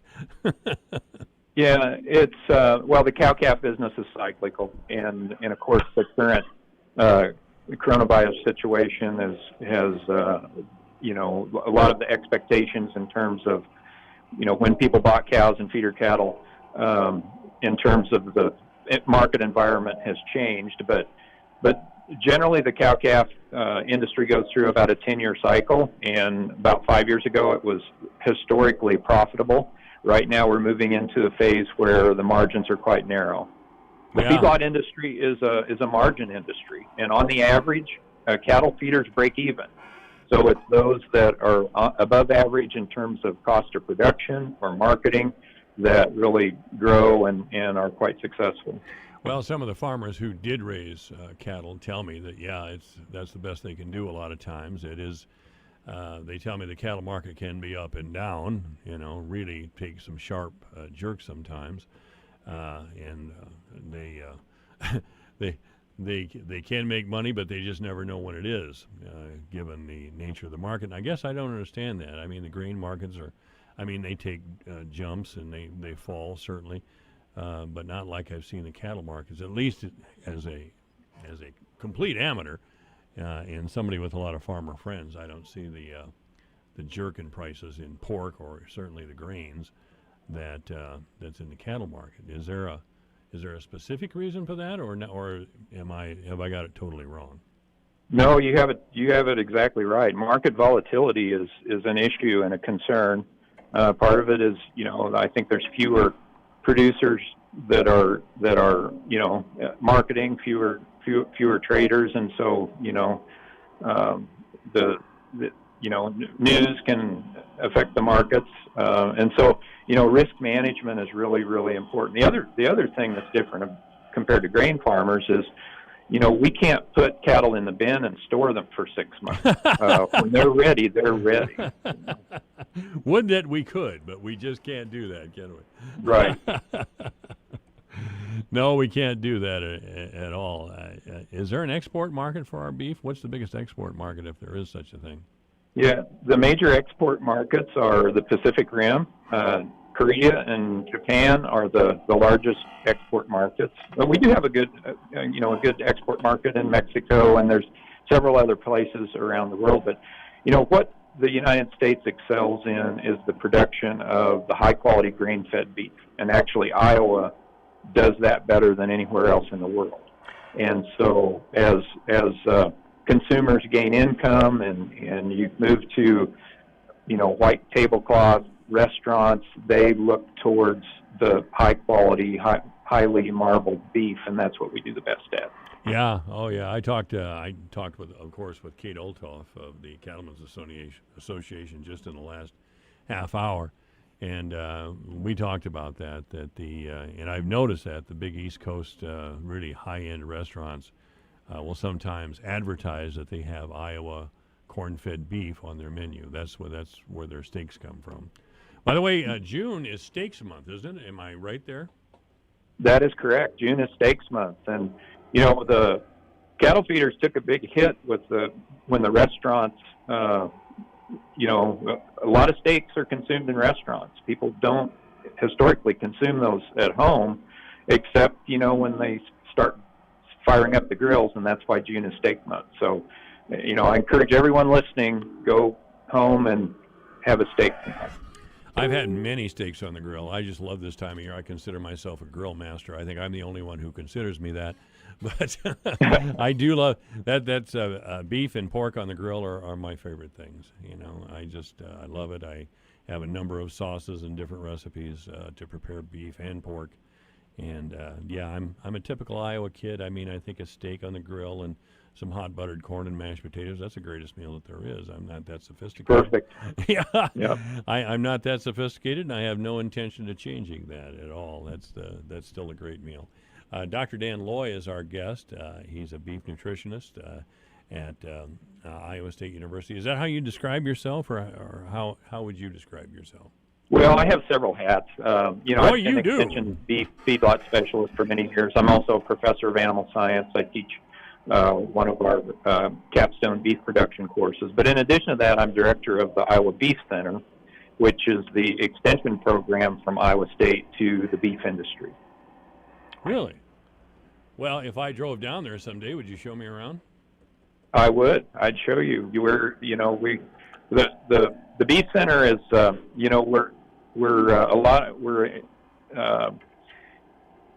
we involve a lot of people in a lot of different locations. So where we're housed there in Ames is just a small staff of 3 or 4 people. But we have field beef specialists across the state, and then we pull on a lot of our experts at Iowa State to help put together programs and videos and publications and educational programs that are research-based that meets the needs of the beef industry. Yeah, gosh. I don't know if you want to get into these animal rights groups. I don't really, but I think they're very, very misguided. I think they're missing out on a key source of nutrition and plain old ordinary good food. I don't know what's driving it necessarily, but I'm getting to be an older man, and younger people in different sections of the country have a definitely different idea of how to live than I do. Well, I respect their rights to do that, but certainly that gets beyond science. When you start looking at rights of animals and so forth. But we're certainly animal welfare is important, and that's something that can be science-based, and we really certainly believe in animal welfare and animal well-being, and that they should be cared for, and I think most farmers do. That's one of the reasons that we work with the Iowa Beef Industry Council, and one of the things that our team does is beef quality assurance training and certification for producers around the state of Iowa. Explain what you mean when you say animal welfare. So animal welfare is, basically taking care of the basic needs of the animals. Are they, fed and water, and do they have feed and water? Are we meeting their essential biological needs? Are they comfortable? Are we providing facilities? If it's muddy, are we providing bedding? Are we doing the things, if it's a blizzard, are we providing housing? Are we doing the things that provide their basic comfort? Are we providing appropriate health care? And that's basically having a veterinary client-patient relationship. So, basically the things that make the animals not only productive and return, potential profitabilities to the farmer, but also makes their life as comfortable as possible. I know you're a scientist. I know you're not a political figure or anything like that, and I just want to make sure, and this is a big complaint of some groups, is that we're not being humane when we send an animal to the slaughterhouse. I haven't seen any proof that that's the case, but are we humane in the way that we kill beef on the kill floor? Well, that's part of our beef quality assurance curriculum. Okay. Not only is first of all determining having a humane euthanasia protocol. So if an animal is suffering, then we want to follow guidelines that are written by professionals, veterinarians, in terms of a humane way to euthanize those animals. If they are, and then we also evaluate fitness to transport. So if they're lame or they have, issues that would make transportation of those animals to a slaughter plant challenging, then we need to have a protocol to determine that. That's part of BQA, actually BQA transportation. So not only do we do a certification for beef quality assurance in cooperation with Beef Industry Council, we also do beef quality assurance transportation for the truckers and transporters. Okay, well that's and then when they arrive at the packing plant, many of those packing plants, I can't speak for all of them, but I'd say the vast majority of them have gone through training for their staff. In fact, our new department chair in the animal science department, Dr. Dan Thompson, does that for several of the major packers, does training for their staff that receive cattle, unload them, and then prepare them for harvesting. Well, that's good to know. I mean, I love beef and I love pork, chicken, turkey. Bring it on. But I don't want to be cruel to animals. I don't. I mean, I grew up right here in Iowa. I've seen the process many, many, many, many times. And starting when my grandfather would butcher hogs, he wasn't cruel to animals. He was a kind man. He just had a job to do, and he did it. And the way he did it then was just get out his .22, and that was the end of it. It was quick and painless, I thought. And then he showed me the butchering process, which still, I was a really little kid when he first showed me the process, and it stayed with me. This is Gary Rima, the voice of the UNI Panthers, and you can listen to exciting Panther sports right here on the Voice of Fort Dodge, AM 1400, KVFD, Fort Dodge.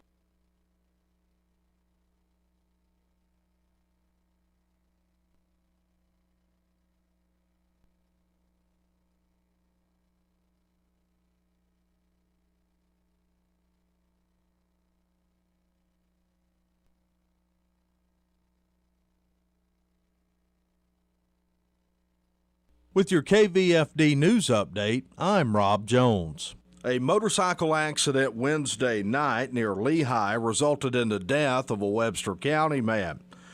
The victim in the crash has now been identified as 55-year-old Damon Peterson of Burnside. He was pronounced dead at the scene of the accident, which happened on 290th Street. Police say the accident happened after Peterson lost control of his motorcycle in a curve. Investigators say the motorcycle was the only vehicle involved in the accident and that Peterson was riding alone at the time of the accident. We here at Alpha Media Fort Dodge extend our deepest condolences to the friends and family of Damon Peterson. In games you heard on Sunny 99.7 and online at yourfortdodge.com last night, Fort Dodge baseball dropped both games of the doubleheader to Mason City at McNeil Field. Mohawks took game 1 9-0. Alex Gold a complete game on the hill, allowing 5 hits, shutting out the Dodgers, striking out 9. Mason City second baseman Connor Weeman with 6 RBIs, a 2-run double in the first, a grand slam in the fifth. In Game 2, Dodgers would allow 4 runs in the first inning. They would trail 4-0. They would rally in the fifth, scoring 6 times to take a 6-4 lead. Mason City would get 2 in the seventh to tie the game at 6. They would get 1 in the eighth when Connor Dalen would score to make it 7-6. Dodgers got the leadoff man aboard in their half of the eighth when Eli Ellsbecker doubled to start things off. They were unable to score Ellsbecker as he was thrown out at the plate to end the game as the Dodgers fell short 7-6. Mason Bachhoven had 3 hits for the Dodgers in game number 2. Dodger softball, a home doubleheader sweep of Mason City. Dodgers took game 1 11-1-5, and game 2 13-3-6.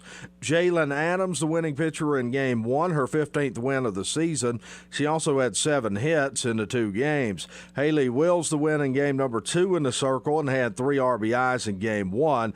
Dodgers have won 9 in a row. They're back at it tonight, taking on Class 4A's third-ranked team, ADM, on the road.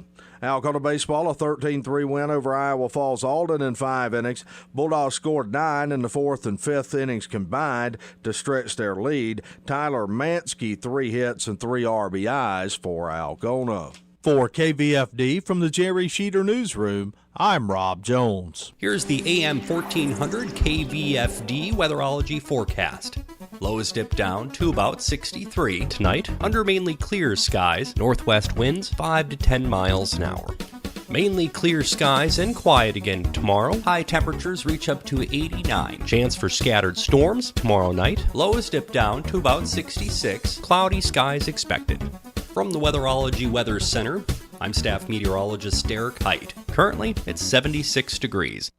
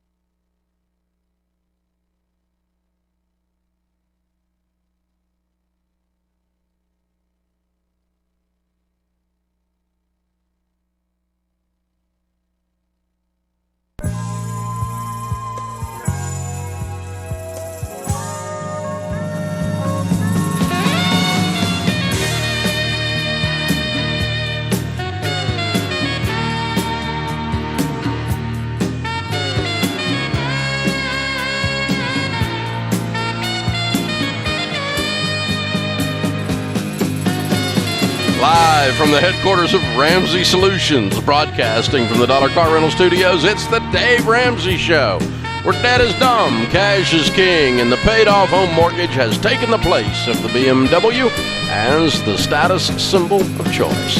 I'm Dave Ramsey, your host. Dr. John Deloney, Ramsey Personality, is my co-host on the air today. Open phones at 888-825-5225. That's 888-825-5225. Casey is with us in Ohio. Hi, Casey. Welcome to the Dave Ramsey Show. Hi. Thank you guys for taking my call. Sure. What's up? Me and my fiance are trying to figure out what to do about my vehicle, which is a truck. I'd hate to admit it that I took a loan out because I couldn't pay with cash. We are starting to do the baby steps and pay off our debt. Okay. Currently. And I bought a $7,000 truck, and it turned out to be a bit of a lemon. And I owe $5,000 left on the truck, and I've already paid around $3,000 in repairs. With right now everything, I'm just so worried about keeping it and keep paying it off or try and sell it, and possibly we would have to take a loan out for another car, but I believe I would qualify for a 0% loan anyway for right now.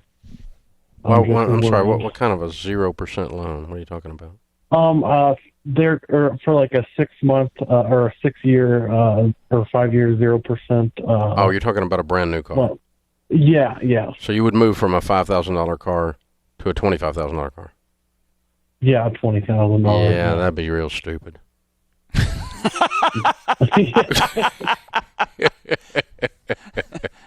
Yeah, when you getting married? Next May. Next May, a year from now. Okay. Yeah, okay, so there's not a we until May. You don't combine your finances with someone you're not married to. That'll get both of you in trouble and cause you to hate each other. Don't do that. So, what do you make? $60,000 a year. Okay. What other debts do you have other than your truck?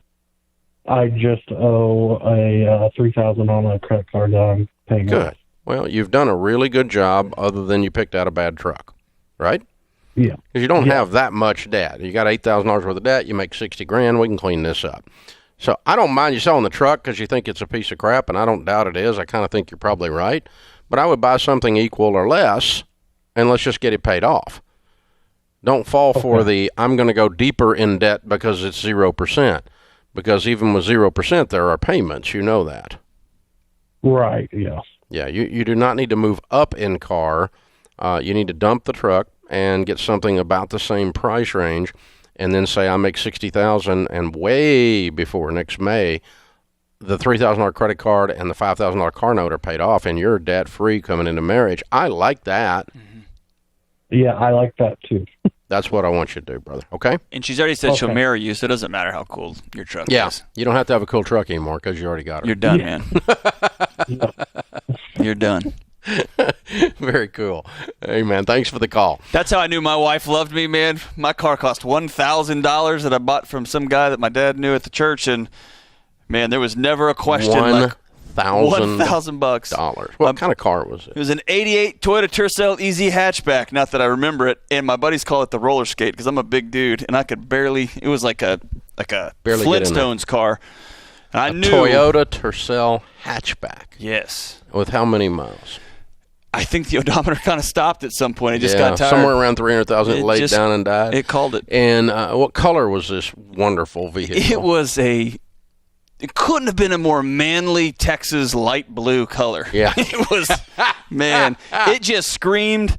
That guy's, he's a Texan all through and through. He's just expected the guy to get out with a big belt buckle and all day long. And and cowboy boots. Yeah, but that's how I knew she loved me for me, Dave. She wasn't marrying me for the cool ride. There's always that test. Oh, man. The Tercel test. The Tercel test. The Tercel test. So I was even worse. So Sharon and I are dating, and she didn't have a car. My little sister put her car up for sale, and I bought it for $750. Attaboy. It was a straight shift Pinto. Dude, my Tercel would have smoked your Pinto, dude. Yes. It would have been awesome. This would have been a contest of ugly. And slow. We're not sure which one would have won. Straight shit. I mean, this thing, it had a motorcycle engine under the hood. Did you start it with a rope? Yeah, it's like a lawnmower. So hold on, scoot over, Sharon. I got to start this with and it was straight shift. And you're not old enough to remember this, but there was a whole thing on 60 Minutes right about that time where they had a defect in the gas tank, and anytime they got hit from behind, they blew up and killed everybody inside. That's they right. were the blow-up mobile. And so then my buddies are like, you really don't like her, do you? You got her this car. And so, yeah, we got engaged, and I got her a big-time car, and she stuck it out. She's doing a little better in cars now. Hey, my wife hasn't moved up much from the Tercel. We're getting there, honey. I promise. We're gonna get there, man. But the truth is, though, you should have a story of a car that needs a name from the time when you were broke. And when you're $8,000 in debt and you don't have any money and you make $60,000 and you're getting ready to get married, that's the time when you were broke. And it's If you don't have that story, it means you tried to circumvent that by going and get a $20,000 car with 0% loan. And he's trying to solve a $5,000 debt with a $20,000 debt, right? Yeah, exactly. Well, he's trying to. He's sick and tired of the stupid truck breaking down. Fair enough, right? Frustration Fair from enough. that's what's driving it. But you should, and sometimes if you have to take a penalty step back to the car that needs a name to get on solid ground and to get out, drive like no one else so that later you can drive like no one else. We are, for years I've been trying to teach people, quit saying the junk car is your Dave car. That's insulting. I look out in the parking lot in your parking spot. Yeah, that's not a Dave car. That's a Dave car out there. My parking spot now, that's what you get afterwards. Right. If you drive like no one else, later you get to drive your Dave car, which is the dream car, it's right? It's the stupid tax car, not the Dave car. The cool car. Yeah, you drive the piece of crap. I drove one that the predominant color on it was Bondo. And it's like, God, 478,000 actual miles. And police followed me around just to make sure I went out of the neighborhood. And at some point, the odometer just says, I was being profiled. I was being profiled. And rightfully so. Yeah. It was racism or carism. It was carism. It was carism. That's right. It's carism. This guy's going to hurt somebody. I was being profiled for driving a junky, crappy car in a nice area. This guy doesn't love himself. Pull up the stoplight, and they go, he doesn't fit in around here. I do fit in, but I'm just not driving like it right now. Yeah. All these other people got payments, and this one's borrowed. Dr. John Deloney, my co-host this hour here on the Dave Ramsey Show.